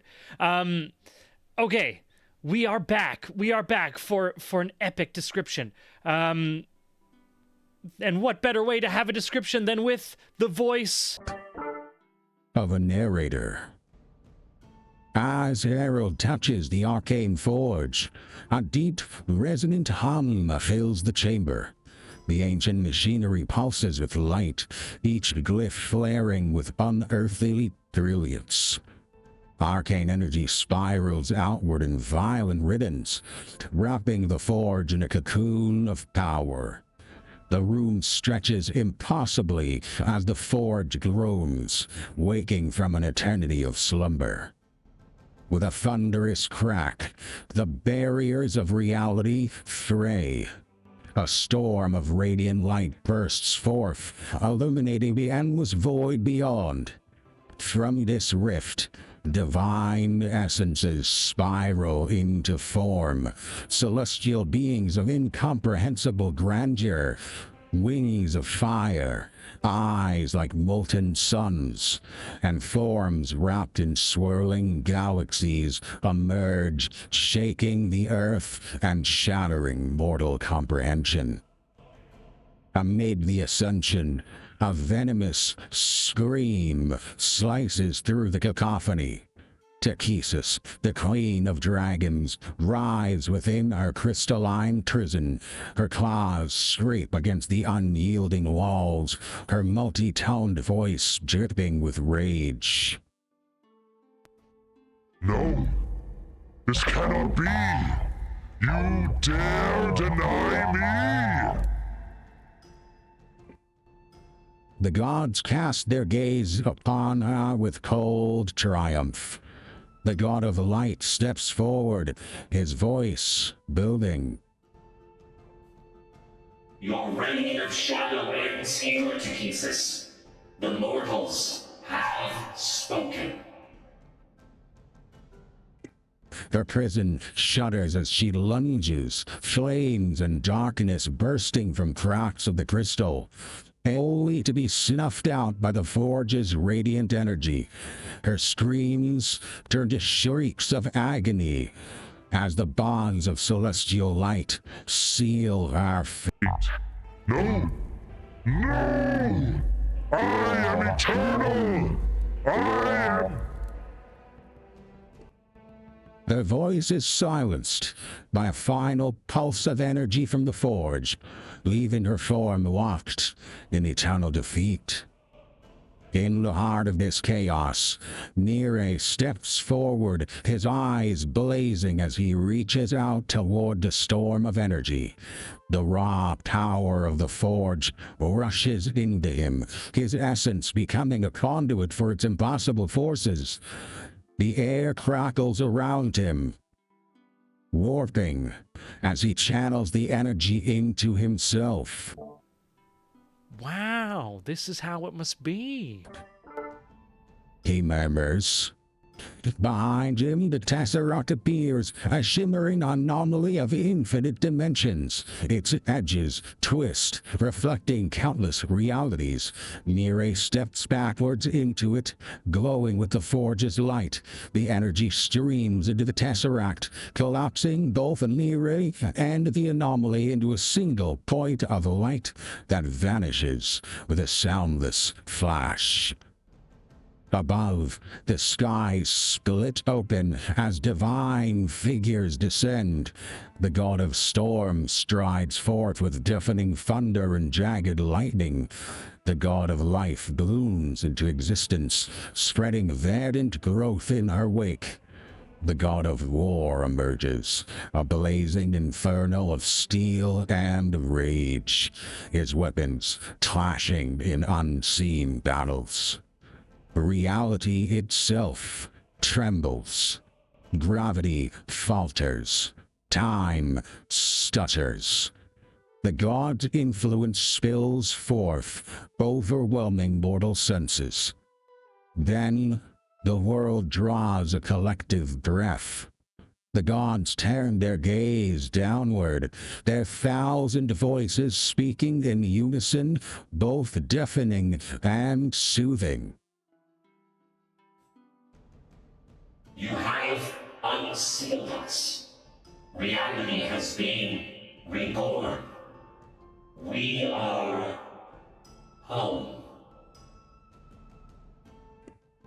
The forge crumbles to ash. Takesis' prison dims, her cries silenced. The ground quakes as divine footsteps reshape the world. Storms rage, seas swell, mountains crumble. The forests spring to life. The old world is gone, replaced by a new age, forged by these ascendant titans, and the mortals who dared to release them. Somewhere, beyond mortal understanding, Nere is gone, etched into the foundation of this new reality.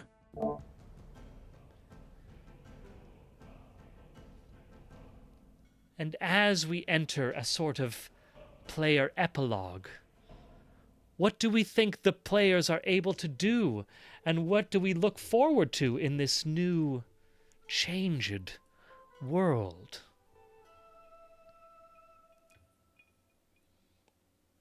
This is a collective moment.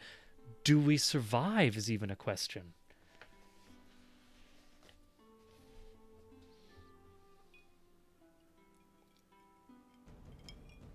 Is that rhetorical?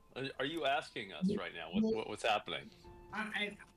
From a narrative perspective, I mean, I feel like Dilk has to save us. Amazing! I absolutely love that. So as the forge crumbles to ash, there's a whip snap of a teleportation, and Dilk pops into existence. Like, hey guys, wow! I mean, you really did it. This is great. I mean, not exactly what I would have thought we should do, but I mean, good on you and all. Okay, we should probably get going. Grabs each one of you. All right, everyone has a buddy. And once you all close hands, there's a little druidic magic, and whoop, everyone disappears. Wait, do we bring Dilk for the save? Legion with us, or is Legion? Is there Legion's... anything left of our friend? I'll say, give me a roll. Give me a D20. Difficulty 20. I will say D20 difficulty 20. You have to roll just a straight 20 on a straight 1. It's a boot. It's the end, and I don't know where the dice are. That is a 15. With a 15, the only thing that that's left of Legion as you are grabbed by Dilk and thrown into a druidic teleportation is the wacky, wavy, wild-armed man who continues to just, as a minor illusion, wild its arms as things fall through it, because it's just an illusion. It's not real, but it's still having fun. Like that's Legion, the last you see. I wave goodbye. Bye, Legion. Yeah, what was that, Lindsay? I was just imagining Legion as C-3PO in Empire Strikes Back, where he's all like busted and blown. You know. That's the vision. Yeah.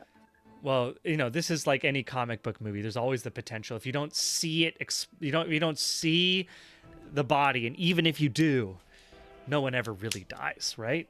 But incredible.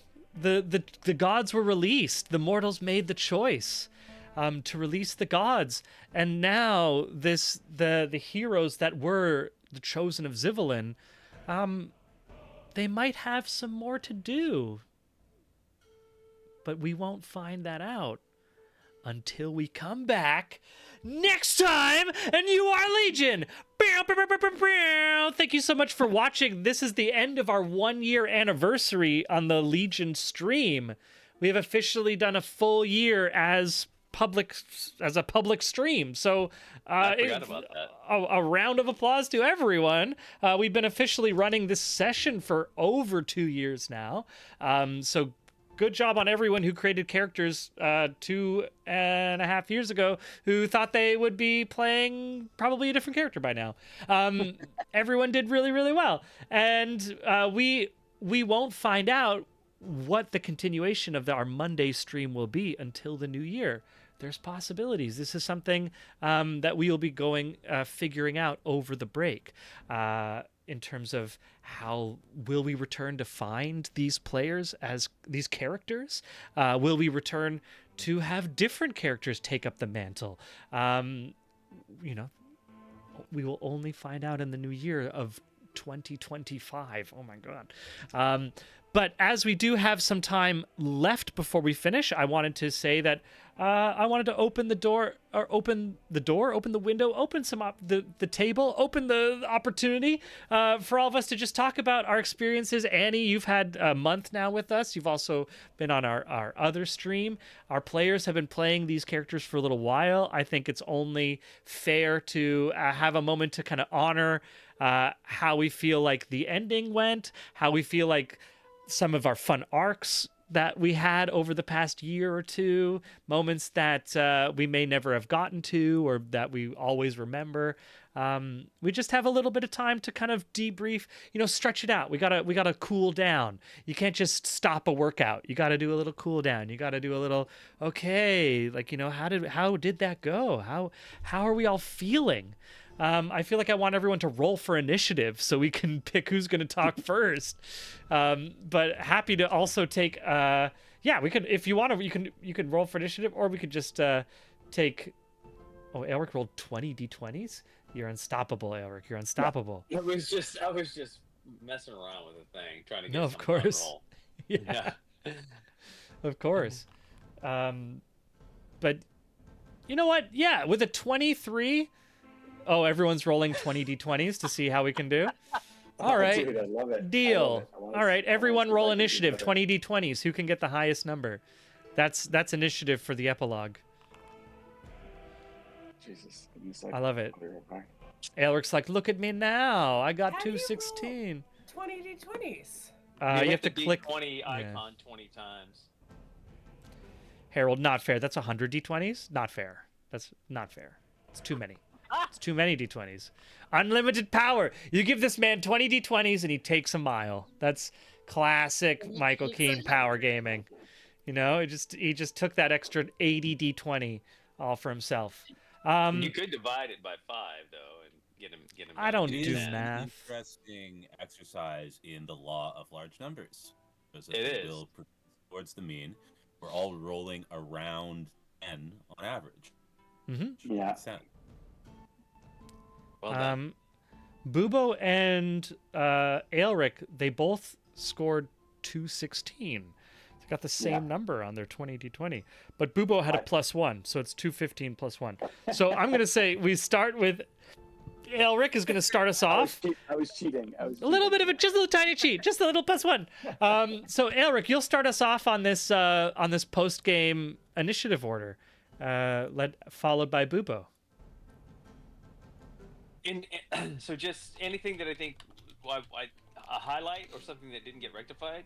Yeah, I mean, literally anything. We're just now it's like stepping out of character, talking about how we thought about the last year. Also talking about where you see your character, maybe if that's interesting to you. Yeah, I think it's. So I'll just give a little inside baseball to anybody that wasn't fully aware, because I wasn't super subtle, but I think I was subtle enough that slowly and surely over this last year and a half, actually before we even started broadcasting, Aelric had started to develop feelings for Arlie. More than just because he had never had any idea of what those types of feelings were. So it was like he didn't even know how to compartmentalize because he had never really had to compartmentalize. And so he was just like this kind of, he wasn't a blundering idiot, but he's just considering just getting more and more close and more loyal to like Arlie and so much more protective. And it was interesting for me to try to negotiate, which I think actually happened a lot here at the end. Like, how much was he willing to follow the lead of the party, and then if Arlie was throwing any kind of wild card into that, like where does that loyalty kind of start to veer that direction? So that was really interesting for that character arc. I think it's a really complicated character arc given their race backgrounds and everything else.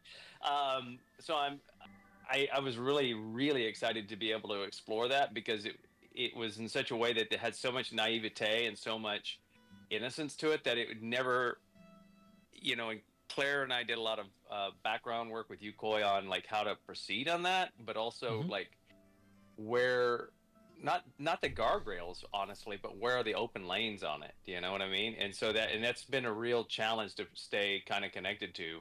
On the other side of him though, is like this that I haven't been able to explore as much, is like this maturity of leadership that like Harold and Arlie and all the characters at one time kind of threw at Aelric. I didn't get to do that enough, I think, just simply because of my player strength was basically hijacked a lot, but to be afraid of a lot of things. so I kind of had to take a lot of backseat in leadership position moments, which was actually really good for me. Now, to get off the selfish mode, I think the party matured radically over the last year. Just in terms of the interactions and how we, it just got so spicy. I really, there were so many cross layers. That was a lot more than I intended to talk about. So I'm sorry I spent so much time on the selfish stuff, but goodness gracious, the depth of Harold's story and Thad's story, the gameplay from everybody getting deeper and deeper and more emotionally connected. It was really remarkable. I was moved so many times watching you guys work. Thank you, Sean. Yeah, totally. It was very fun to explore this relationship in a way that is not, I think it's harder, but it's also, I think, more, there's more that you can get out of it that's like more satisfying when you're exploring a relationship that doesn't have a simple answer, like, oh, well, the two of them are going to end up having children together or something. Like the Dragonborn Kender situation between those two characters kind of like excluded the simple answer of like, well, they're eventually just going to get married and have kids. And so when you take out that option and you say like, well, there's a relationship growing, there's like what's happening between these two characters, because you remove the simple like, I don't want to think about it answer, you have to then consider how that relationship evolves in a different way, which I think is much more exciting and like much more alive all the time. And right up until the end, like Aelric is looking to Arlie. It's a lovely little relationship the two of them had. Yeah, we'll keep going in this circle, but I have Bubo next. Yeah, I'm actually gonna forego because my wife is wrapping a gift right now, and it's gonna cause a lot of background noise. So I'm gonna wait for one more turn for her to finish the gift, and then I'll talk. Amazing. Lindsay's holding his action to yes and after we'll check in with him doing his legendary action after Legion. Amazing. Annie, Legion, yeah. Well, first of all, such an honor to have been invited to kind of be the last Legion for this crazy adventure that you guys have been on. And it's just like, you know, I felt a little bit at first like, oh God, this is a lot of pressure, like to help wrap up the story. But ultimately, you guys have been such generous people and players. Your characters are so rich.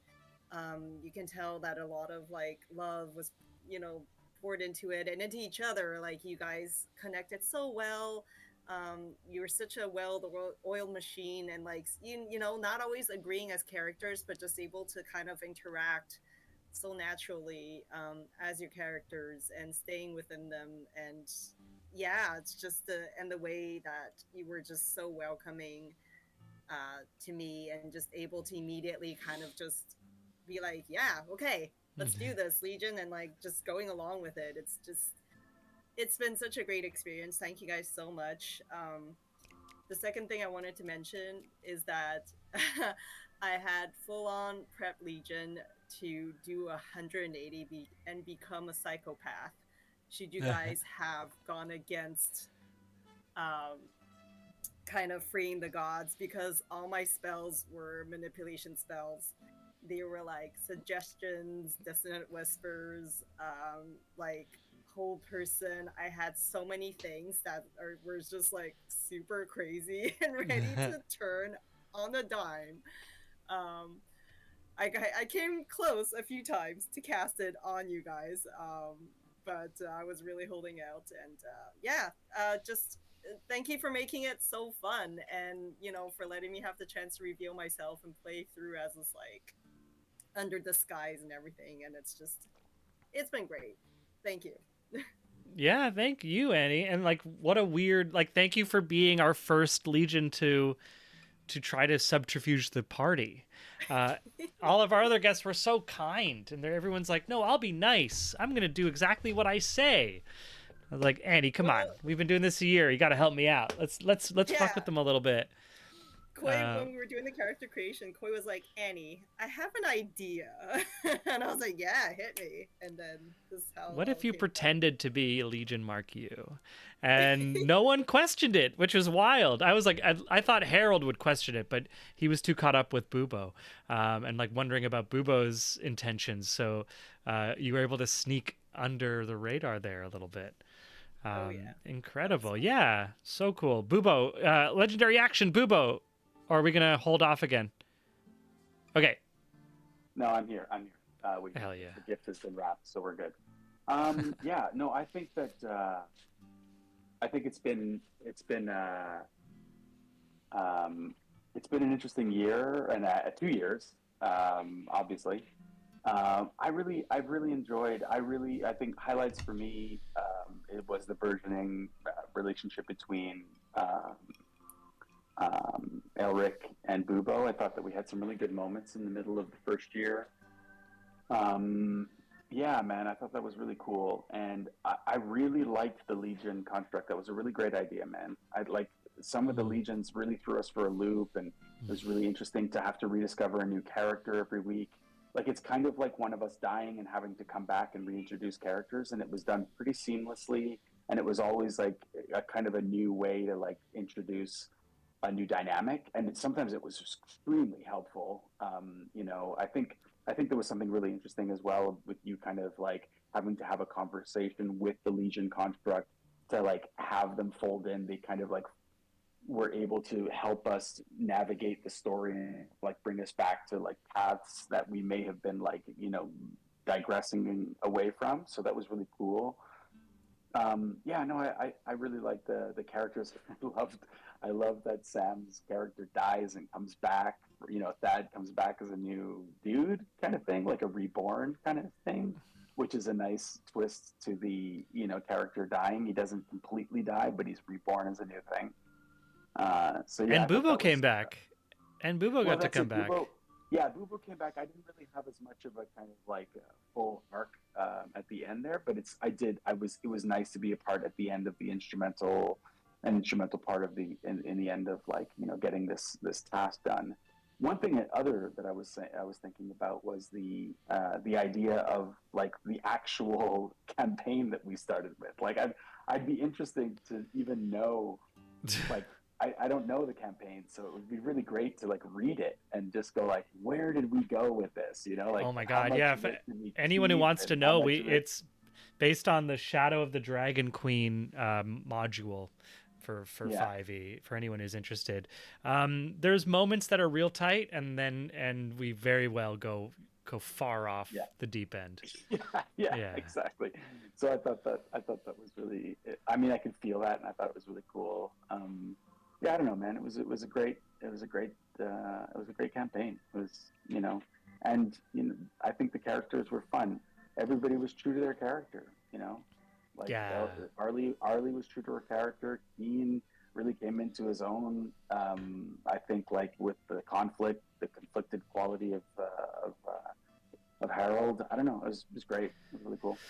That's my 2 cents. Yeah, thanks, man. Yeah, I think it is. It's wonderful to see. It's everyone created a character at level 2 to remember. You know, we ended up at level 9. Yeah. And so to create a character at level 2 and have a backstory and kind of say like, yeah, this is kind of this person, and then to be able to play long enough through role playing and leveling up to get to a point when you start having for better or worse, you start having to come to like these barriers of my character. I created it with these barriers or these assumptions or how I view life, and then are these things that the character is going to work through and change, or are they going to stay attached and stay controlled by these behavioral traits or by these kind of defining characteristics? And that's either one is awesome, but like they're choices that you have to make as a player when you're playing a character for that long. I mean, I think Bubo is very much not the Boy Scout that he started out being. You know, like you know, so it's kind of everybody had a cool evolution. So yeah, man. Thank you. Yeah, Arlie, I've said this to you privately, but I want to say this in front of everyone. When we created all the characters, and I was telling everyone like, hey, this is a world that's like the gods are gone, the dragons are gone, and Claire was the one character who's like, I am a cleric, and at first, and of course, Sean is like, I'm a dragonborn, and like, well, dragonborn don't technically. Okay, fine, we'll do that. But the cleric was like, also clerics, okay, they don't exist in my world. But what was so great about it being the only cleric was it created this from the very beginning, and I didn't know where it was going to go off at the beginning, was this like, oh, like now that there's at least one cleric, this is the kind of the central figure in a party, in a fellowship of heroes. And so why do all these heroes level up to level 9 as opposed to all the other people in the world who are level 1 or less, or, you know, these equivalent NPC type things? It's like the classic fellowship of heroes. And what gives these fellowship power and lets them go and do adventurous things is because they're all part of Zivalin's party. They're all there working for Zivalin's emissary. And in the end, literally, we needed all 5 of them to be their perfect representations of the different groups and members of the coalition that they represented. But Arlie, yeah, how was this wacky and wild and wacky 30 months was it that we went through? Yes, I guess 30 months. Yeah, I mean, I don't know when you are starting your count from. But I guess less than 30, maybe. It was like around October, November of like 2 years ago. Okay, of 2022. Yeah. Yeah, that makes sense. Yeah, wow. I'm gonna work backwards. So from what you just brought up about, I was like, yeah, I'm gonna play Eric. I think I was partly influenced by some of the first advanced D&D material modules I was exposed to were the Dragonlance series. Like my dad had levels like 1 through 17. And you start off in the Dragonlance series with a bunch of the pre-written characters. So you've got like Taliesin. And then I'm pretty sure, I think I was just trying to Wikipedia it, but I'm not used to this keyboard. But I'm pretty sure the cleric you have is Goldmoon. Don't quote me or correct me in the chat. But you have a cleric and she's the only cleric. And so that was something I read when I was like 12. So I was like, I'm just going to be the only cleric. And they did it before, we can do it again. There could be Highlander. There could be one. So yeah, I worked out why there was one cleric. And for me, it's this like throwback shout out to like some very impactful modules that I read when I was a kid. Let's see. Yeah, I guess I want to appreciate the flexibility of crew that's held a coherent narrative for so long while we've all had like lives outside of this. So like my own life working away, like on the road and being back on the road. So like there's a whole understudy. Yeah. Who's Thank you, Alberta. I don't think she's watching today, but like she was in for a moment. Okay, but yeah, I really appreciate like she and I had our own chat, and I mean we do chat, but also we had our own Arlie, Jennifer Arlie Kendall, like the third chat, and yeah, I just appreciate the the coherency and the sort of like the relevancy of playing in the core cast, and like that, you know, the I don't have a word for it. And then I also really I've appreciated all of our legions and all of the impact that they bring to our storytelling.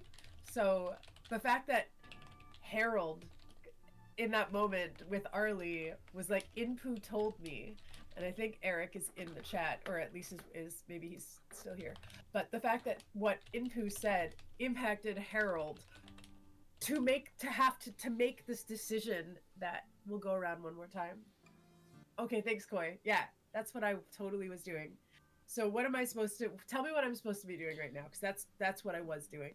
Oh, okay, yeah. So I'm gonna keep going then, because I wanna finish this round where we kind of talk about like our experiences, the way kind of we're sharing about like as players, and then when we go through the order again, we're gonna share some favorite moments. They don't need to be more. They can be one. They can be more than one. But just like awesome moments from the story that we played in or that we watched. Cool. I'll be more summarizing. So basically, I just really appreciate how the impact of what like our guests bring. Like I love how that played out in this last scene. Like as a key influence in the decision that Arlie made. I'm living for that. And then yeah. That tossing Takisas out was a big move. Yeah. Big move. I did not. That was an afterthought after like 24 straight hours of nonstop mulling over what I was gonna do. I was like, oh, also kick that pebble out of the circle. I love it. And then yeah, okay. Rufus to just get the gem, like fetch boy, and then run out the room and run away. That would have been amazing. All right, well, come back to me because I've taken up some time, but I've got. Awesome. Yeah, we'll come back for some favorite moments. Sam, Thad. I mean, so many people have said similar things. Like, I really did enjoy having the ability for the different legions to bring a completely different flavor to each arc. Was really fun. Especially once we had gotten used enough to the pattern for there to be like curveballs, because it was the big strong god, the first one who had no idea about anything that was going on or what was a helm or what was, and that was so much fun because everybody else had been super, and that gave like a completely different dynamic. Just as much as I really thought that this deception was fun, because why wouldn't like our new guest want to play just like a basic mark? Like why not? And that's like a fun little like problem to suddenly have that we're gonna have to like explain it to like a default mode now too. So I thought that was all really enjoyable. I thought I had a great time dying and coming back and having a good strong sort of character through line for why wouldn't I didn't want to come back the same, but because you gave me that lifeline, that was Kit. I mean, that was all our guest Kit and Krampus. And when you traveled through the realms, like through the Chaos realm, I opened the door for Kit to be like, you can try to escape your crystal at this point. You have this capacity. And Kit decided that Thad was the only one of the party who had shown reverence to the god Krampus and wanted to honor that. And so a little Deus Ex Legionus brought that back to life. That was totally unexpected. And yeah, that was an incredible maneuver. Yeah, I also think that in that moment too, I think that from a DM, because that was the first, you didn't mean to necessarily kill me, like you didn't, and I could see you suddenly panic, and I remember the first time a bunch of people, it was my first time DMing, it was the end of the first sort of thing, and I one-shot killed a player. I like did 16 damage on their 8 health. And perma killed them right at the end of the first thing. And I think that in the future, not being like, I would like to have you be unchained to, in the moments where you do not mean to kill us, letting us die, and the ramifications of that, I do think is a thing for the next time follow through. Like, The funny- we should all have a second character bubbling in the Yeah. back of our head just in case. That's like, I think The funny thing was that encounter, I was like, I don't expect anyone to die, and Thad not only died but perma died, and so Thad shouldn't have come back by the rules as written. But a god of chaos used their power. That was the first. The gods have spoken of Legion. It was. Yeah. It was a good precedent. Yeah, and we're gonna add some more powerful gods have spoken for money on Twitch. We all win. But definitely to speak to you, Sam. I tried after that encounter to be dangerous, and the party had just optimized and were clicking at that point around level 6 or so, and it was just like all of a sudden I couldn't give you a powerful enough encounter. I'm talking about the times like there is definitely, it does unchain you a little bit, and there's definitely encounters where you're like, wow, I don't know if somebody's gonna survive it. I'm talking about the moments where it does specifically like happen out of random. Because the one narrative thing that I do think that we were missing was it did feel like we didn't have the dead party member to do it for at any point. And like, that was sort of the one little other trope that can be brought in over like a campaign of this size. But overall, I thought it was a really, those were the definite. I think you need to, that's just blame Dilk for living is really what you're saying. It's Dilk's fault for surviving. Amazing. I'm gonna come to Harold, and then we'll do a final circle of just everyone's fun and favorite ideas. Keen. What's the question? Question is just like your thoughts or anything you want to share over the campaign as a player. Yeah, I think for me, Harold is a character from another campaign that we never really got off the ground. We had 5 or 6 sessions, and then people's lives happened and kind of fizzled. And I wanted to revisit him because I was really interested in arc of someone who must change or die. And early on, when Coy and I were talking about Harold, because we live close to each other, we talk about the campaign when we see each other. That was kind of always my outlook on him. Either Harold will change or Harold will die, not of his own hand, but by his own action. He will deliberately do something incredibly rash, be killed. And I did want to echo what Claire was saying about Inpu, because that was the moment in which Harold, for the first time, I think, had both great terror, but also hope.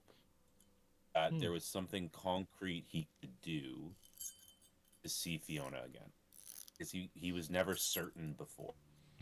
Mm-hmm. And his first experience dying and not seeing anything, just an empty, cold plane in front of him, really, really scarred. Like, that pushed the character quite dark.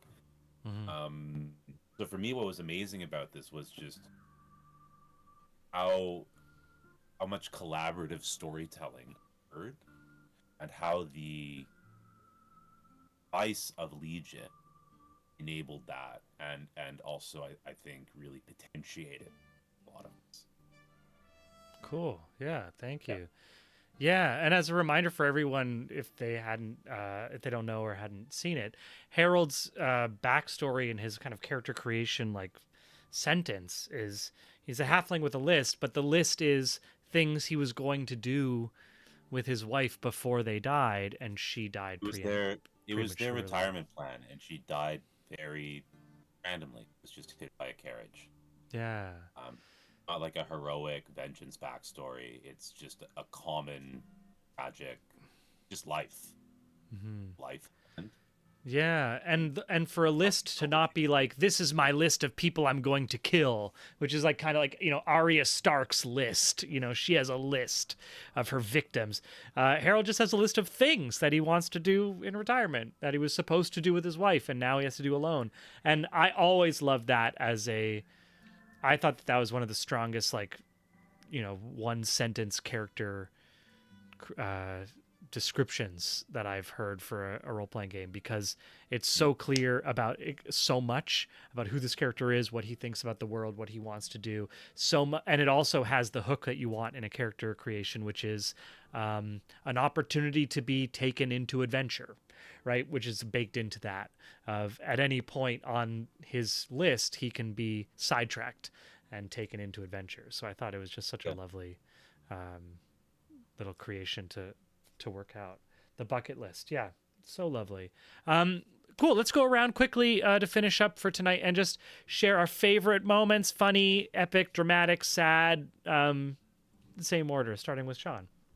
I'll try to be really quick because I know we're short on time, but I just want to shout out to my players and to my DM, because there's so many details that I'm having trouble like focusing on a couple.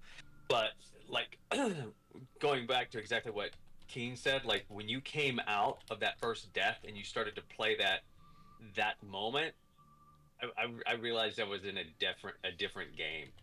I mean, we were like level 3. We were like in a different kind of game than I'd ever played before.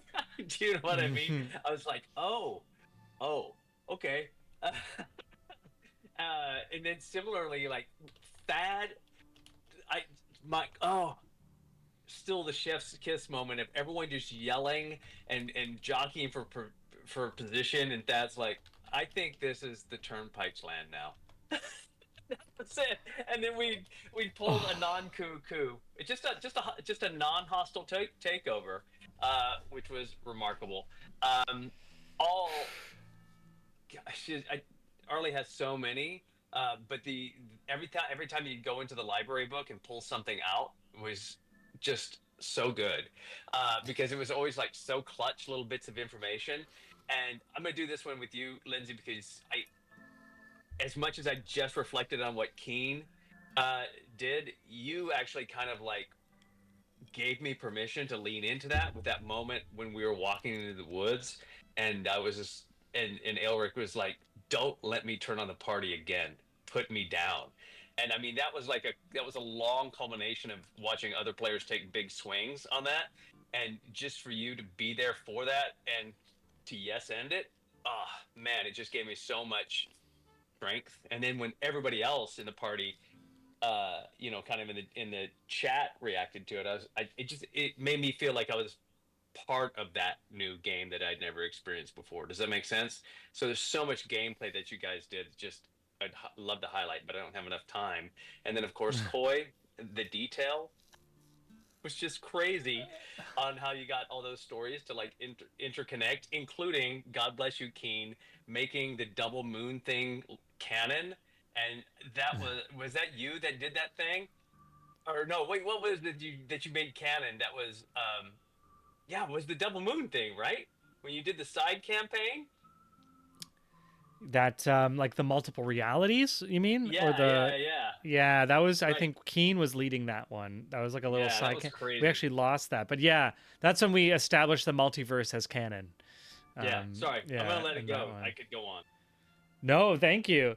I mean, it was such a lovely, just to respond to that. It was so lovely with having all you performers and actors playing, that we could play like a fun D&D game, but whenever any of the players decided, I'm going to lean into this decision that my character would do for whatever reason, everyone else without thinking was just like, we're right here and we know how our character is going to respond.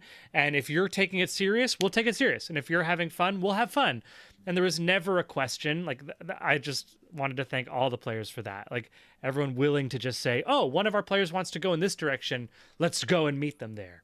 And that's really, really nice to see with a party of like very experienced performers.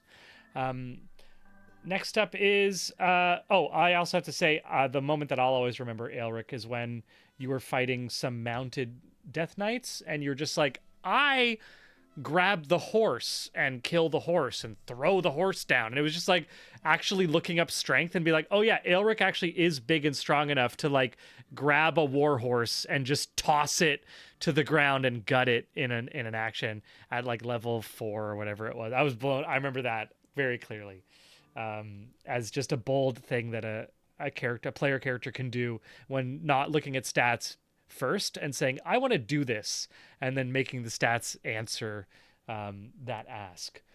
Yeah. Bubo, a fun moment other than getting little Bubo because Vikavar is the greatest. Yeah, this is awesome. I'll reiterate the conversation with Elric was really cool. I felt like it was a good like kind of heart moment that really felt great. But I gotta say, first session, like sad dad, crying like a baby on the airship when the dragon was coming.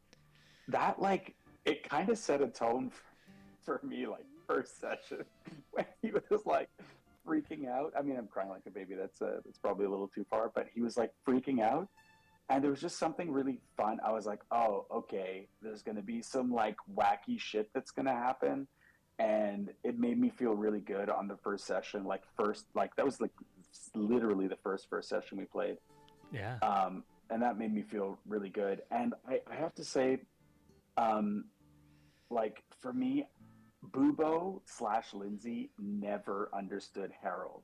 So that was always a like difficult, like a wild card kind of like passive conflict, between Harold and Bubo, which I thought was really good. It was like a thing where you like in a story, it's always good to feel a little scared, or like to have some sort of level of unknown. And there was something about like even that moment when Harold was like, "Oh, I'm just gonna murder that dude," because he's just like he's not.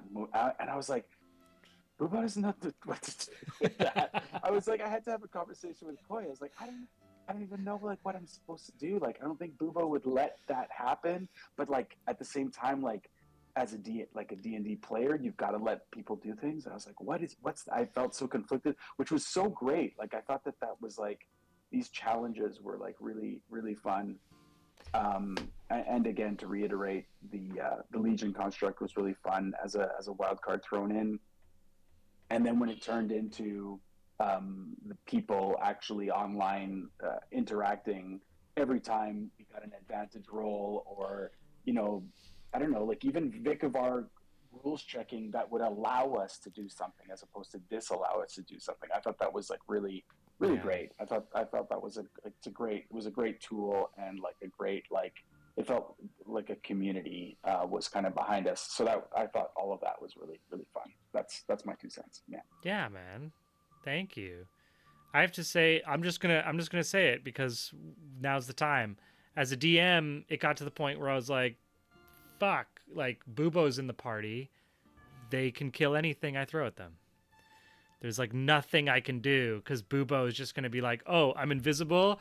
Oh, I'm a Gloomstalker. Oh, I get like critical hits and like 17 hits on my first round with surprise. And they're all going to be like reroll to hit because I'm a fucking wild magic sorcerer. And I'm just going to do like 100 damage before it can move. Oh, dude, so annoying as a DM. Just being like, super damn annoying. you, I realized Bubo, that. killing everyone. Like, here's a super dangerous villain. Nope, it's not. It's not dangerous. But then Thad reawoke and turned into like the same. That was something kind of like I thought like there was a bit of a pride of like first round Bubo being like whatever, and then all of a sudden Thad could do that like every round if he chose. Like if he decided to like spend all of his stuff, yeah, Thad became a bit of a beast too. Very dangerous. Thank you, Linz. Legion. Annie, fun moment. Anything you also got to witness a little bit. I know you've been watching a little bit of the sessions as well. But yeah, any fun moments you had while playing or watching? Yeah. I mean, when I was watching, I'm not gonna lie, I was mostly doing research because I was stressed and I was just like, oh man, how do I live up to this? No. But one fun moment during gameplay was actually one of the first moments I had was when I burned a 4th level spell, Dimension Door, to teleport Library Cat, a charred Library Cat, back into my hand. And everybody cheered and congratulated me. And that kind of like went to show that you guys were so much more about the storytelling than you were about min-maxing. And to me, that was like, I don't know, it's what I go for as somebody who liked games heavily. So that was an epic moment. Yeah, the portal just like falls into your hand. That was an awesome moment. I immediately felt at home. So yeah. Thanks, sweet. It's a shout outs to other legions. I just remember like Helm played like Louisa. She just walked through a bunch of bulkheads and destroyed a bunch of bulkheads in the ship, which was like a fun little moment. I mean, Krampus brought Thad back. We had Seluna, if we all remember, she closed the portal where the Aboleth ran away to, and her nipple crystals shattered and went into the far realm. So they're like a secret little thing, but like Seluna's also gone somewhere in another realm. I love how Thor came in and killed 21 allied soldiers just like on an accidental whim. All the legions brought some awesome stories. I also heard Dionysus like pieced out. Dionysus set up a huge party. Everyone had a great party, and we literally had like a drunken... It turned into like a half session of everyone just like kind of getting a little bit inebriated like in the playing of this drunk session. And then Dionysus realized she couldn't taste anything and just left. And Harold like followed her and was like, "Where are you going?" He's like, "I hate this." And she was the only legion who decided to just clock out. Every other legion had like something happen to them. And literally Gabriel was just like, "I'm done. I relinquish control. I go back in the crystal," and just like deactivated Legion. And then I think that you as a party had to figure out how to drag 1,000 kilogram Legion through the desert back to base because it was just disconnected. Yeah, that was Aelric had to like take apart his armor to like create a sled, which was awesome. Awesome. Arlie, then Thad, then Harold for our last awesome moments that we want to share. Sure. Yeah, I just want to continue to reflect on things. So, yeah, having Aelric and Bubo as like our tanks for the first. In my head, it's a year, but like I don't know how long. I don't know the timeline exactly, but in my head it was like a year with Bubo, then a year without. So having them both as the tanks was like pretty darn epic. Because I feel like there's a lot of kinship, status-wise, between Juniper Candlewick III and Thaddeus Turnpike. Like, we're both from houses. We both have titles and names. Like, that is like a Viking who is a reluctant noble, but not from his own perspective, but from the perspective of court. And then Arlie is a reluctant bookkeeper who has to do that. So it felt like, you know, and we figured definitely a highlight was like the Calaman bookkeeping, figuring out the laws. I don't know why, just it entertains me to no end that those characters went and did that. And then we lost Bubo, and we lost the tanks, like one of them. Like we kept one, obviously, and yeah, which brings me to the like relationship between Arlie and Aelric, which is definitely like a highlight for me, of just of watching that like thing emerge, and where Arlie like Aelric protects the party, but then Arlie sort of had this like experience of like, oh no, like I have a protector, and she would have this sort of like, as I should. But then also like with it being like deeply meaningful, because it wasn't because he was being told to be that, which is her experience as a noble, is that people are assigned to have to, I don't know, be whatever it is that they have to be to her, but he was just voluntarily choosing to be close to her, and it was really cool to sort of experience the improv surprises of being like, oh, Arlie's kind of like emotionally like not that mature. Like she's got all of these powerful ways of interacting with bureaucracy, and she's like the best at systems. But there would be like a couple bits every now and then from Aelric that would be very sweet and gentle, and Arlie wouldn't know how to process them or handle them or respond to them or reciprocate. So a lot of her reciprocation was very subtle and based on like physically needing his help for stuff. So that was it was just like a really interesting thing. And in my head, like in my narrative cinematic like brain, they have to have a moment towards the end, like even if it's just that they're holding hands as we go through, as like we are rescued out of this. Oh, of course. When Dilk grabs you all, Arlie and Aelric are definitely holding hands. Right, yeah. As Arlie's holding like Library Cat in one arm, and maybe like it mirrors, and like Aelric maybe scoops her in the other one, and it's just like there you go. It's like a those little dolls. Like I don't know. Yeah. But there has to be some sort of image. A turducken of love and compassion. A veritable turducken of. Yeah. Amazing. Well, and we're going to move on to finish our round, but yeah, I do want to say that definitely for those people who loved the relationship with Arlie and Aelric, and who doesn't love that relationship, Sean and Claire and Paul will be starting a game of Baldur's Gate 3 on the Legion channel in the new year. And the fourth party member, of course, because it's the game, because we're on the You Are Legion channel, the fourth party member in Baldur's Gate will be Legion, and you'll be able to select what class they are. And if you give us enough cheering points, or however it works with Twitch, you'll be able to respec that character while they play. So keep an eye out for that in the Legion channel moving forward in next year. But thank you, Claire. Yeah, totally. Awesome to hear from your perspective. Thad, so, I mean, we already talked about you getting killed. That was a very fun moment. Well, I think that I'm going to keep it brief because, again, everybody sort of said a lot. But, yeah, actually, the very first session where I got to survive, I think I took 2 points of damage surviving an airship crash. I was raging as I went down. And then I don't know, fun fact about that, I actually had 2 versions of Featherfall on my character sheet. I had it as a spell, but then I also had it as a once per day free use. And so that's a fun little character thing from the very first session to keep all the way through, like always to have Featherfall.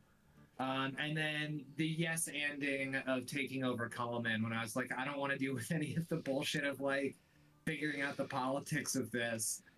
All the nobles are dead, so I take over the city, and everybody yes-anding that and following through was really fun. That was an epic moment. That was a hard divergence from the book. It came into my head, and then I said it. It was so good. It was so good, and it was like I was going through the book pretty tightly at that point, and I was like, okay, this is what the book says, and you were just like, I do this, and I was like, the book is no help to me. Shit. And it was just like, okay, what are we doing now? Like one of those, like, but his request is so reasonable. You know, it was one of those horrific moments as a DM, but it was an epic outcome. Yeah, thank you, Sam.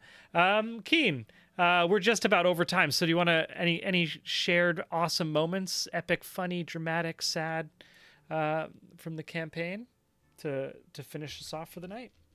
I'm just thinking,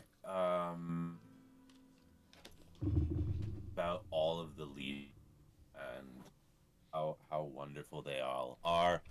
I think there was a lovely moment. It was really fun to play with Gabriel during that last scene when Legion was checking out. Mm-hmm. It was, sorry. There's just so many. I think Harold did make a little comment to Arlie and Aelric, kind of pointing out what was going on that they imagined no one else in the party had picked up on. It was when you picked her up or something and like flew her to the top of the ledge, and Harold made some little like... Yeah, that's right. I'd forgotten about that. And both, I just imagine if I had both of them just like kind of staring awkwardly and looking away. And Harold never brought it up again because he's too classy. But yeah, no, this was a lot of fun, guys. I haven't done this in 20 years. Wow. 19 years. So it was a real privilege. I was really intimidated coming into this because you're all, working actors. Whereas I am a failed actor. I an office job. It was really intimidating coming into it, but you were all so welcoming and wonderful. It was fun to play with you.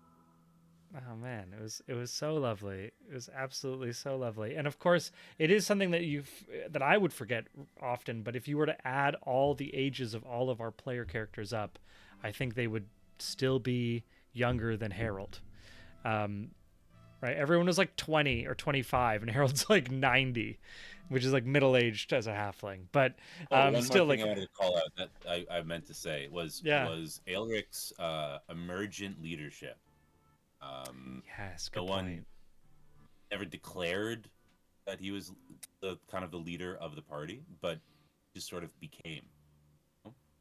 Yeah, very much so. I think even Sean was late to that train, where everyone just kind of would look like all the players would look to Aelric for any decision, and Sean would be like, "What should we do, guys?" And everyone's kind of like, "Just tell us, Aelric." It was a very fun, like very honest, earned leadership, which was very, very nice in game. Yeah. Thank you. Yeah, I had a great time trying to negotiate that. You guys made it possible, so thank you. So much fun. And Aelric that was your I haven't played in a long time, I want to keep it simple character.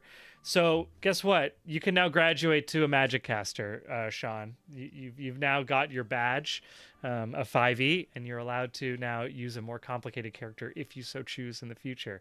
But when we come back in the new year, will we see any of these player characters as player characters? Are they going to be NPCs? Are we going to be in the same world?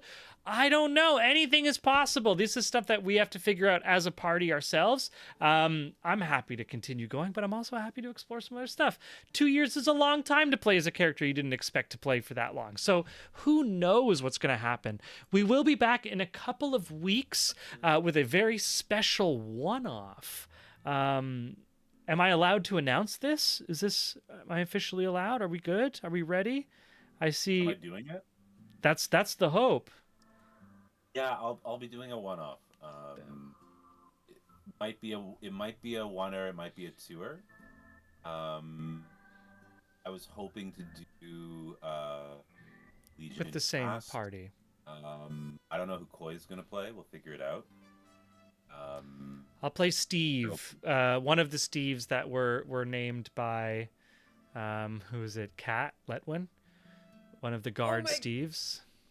I forgot to shout out all the moments when it's been a really small crew and I've been part of it and everyone's been so tight, and that was one of them with the Steves. That was such a small, every small group that hasn't shown up, bringing all the stuff that makes it like not, oh, this is not a canon one, this is an off, like no, it was all Intense. canon. Many Steves. Yeah, no, thank you, Kat, thank you, Steve. So yeah, in 2 weeks we'll be returning with a short special beachside episode led by Michael Keane with the same Legion party, so everyone can at least have like a bit of a palate cleanser with their characters that they've grown to love so well, playing and watching. And then after that 1 or 2 sessions, we'll be coming back with a new campaign on Mondays. Always keep an eye out for Wednesdays. Eric Fournier is leading his Behind the Veil on Wednesdays. We're going to be having Claire, Sean, and Paul Dykeman, who will be playing Baldur's Gate 3 in the new year. And we're going to be most likely adding a day for Kids on Bikes, which is a different system, but still a lot of fun for collective role-playing and creation.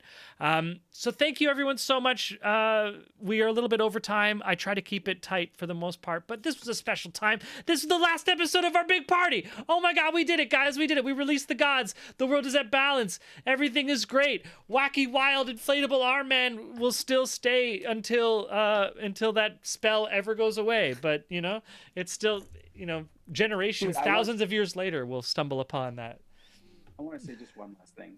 We talked about all the great moments or whatever, but I think this is a great moment. The fact that we can turn a virtual game where we don't get to be beside each other, and then all of a sudden Vic can send something from so far away, and then actually comes into our hands, and I can give it to my daughter, and she can be like, knowing that this is Bubo, and that's it's pretty touching, man. I gotta say, I'm a kind of a sappy father, and I think that this is a big deal. So I just want to say that the viewers are kind of a big deal too. So Of yeah, it's a big course. deal. Thank you for saying that, Linz. Yes, because this game wouldn't be the same without our viewers. It's about building the community. It wouldn't be the same without you because you are Legion. See how you set me up there? Boom, little T-ball. So until next time, we'll be seeing everyone in the new year. Have a wonderful break. Stay warm for everyone's in the Northern Hemisphere. If you're in the Southern Hemisphere, screw you. It's summer. You can enjoy it yourself. You don't need me to egg you on for that. And, until next time, keep rolling them dice. I gotta hit. Okay, don't look. Don't watch the man behind the screen.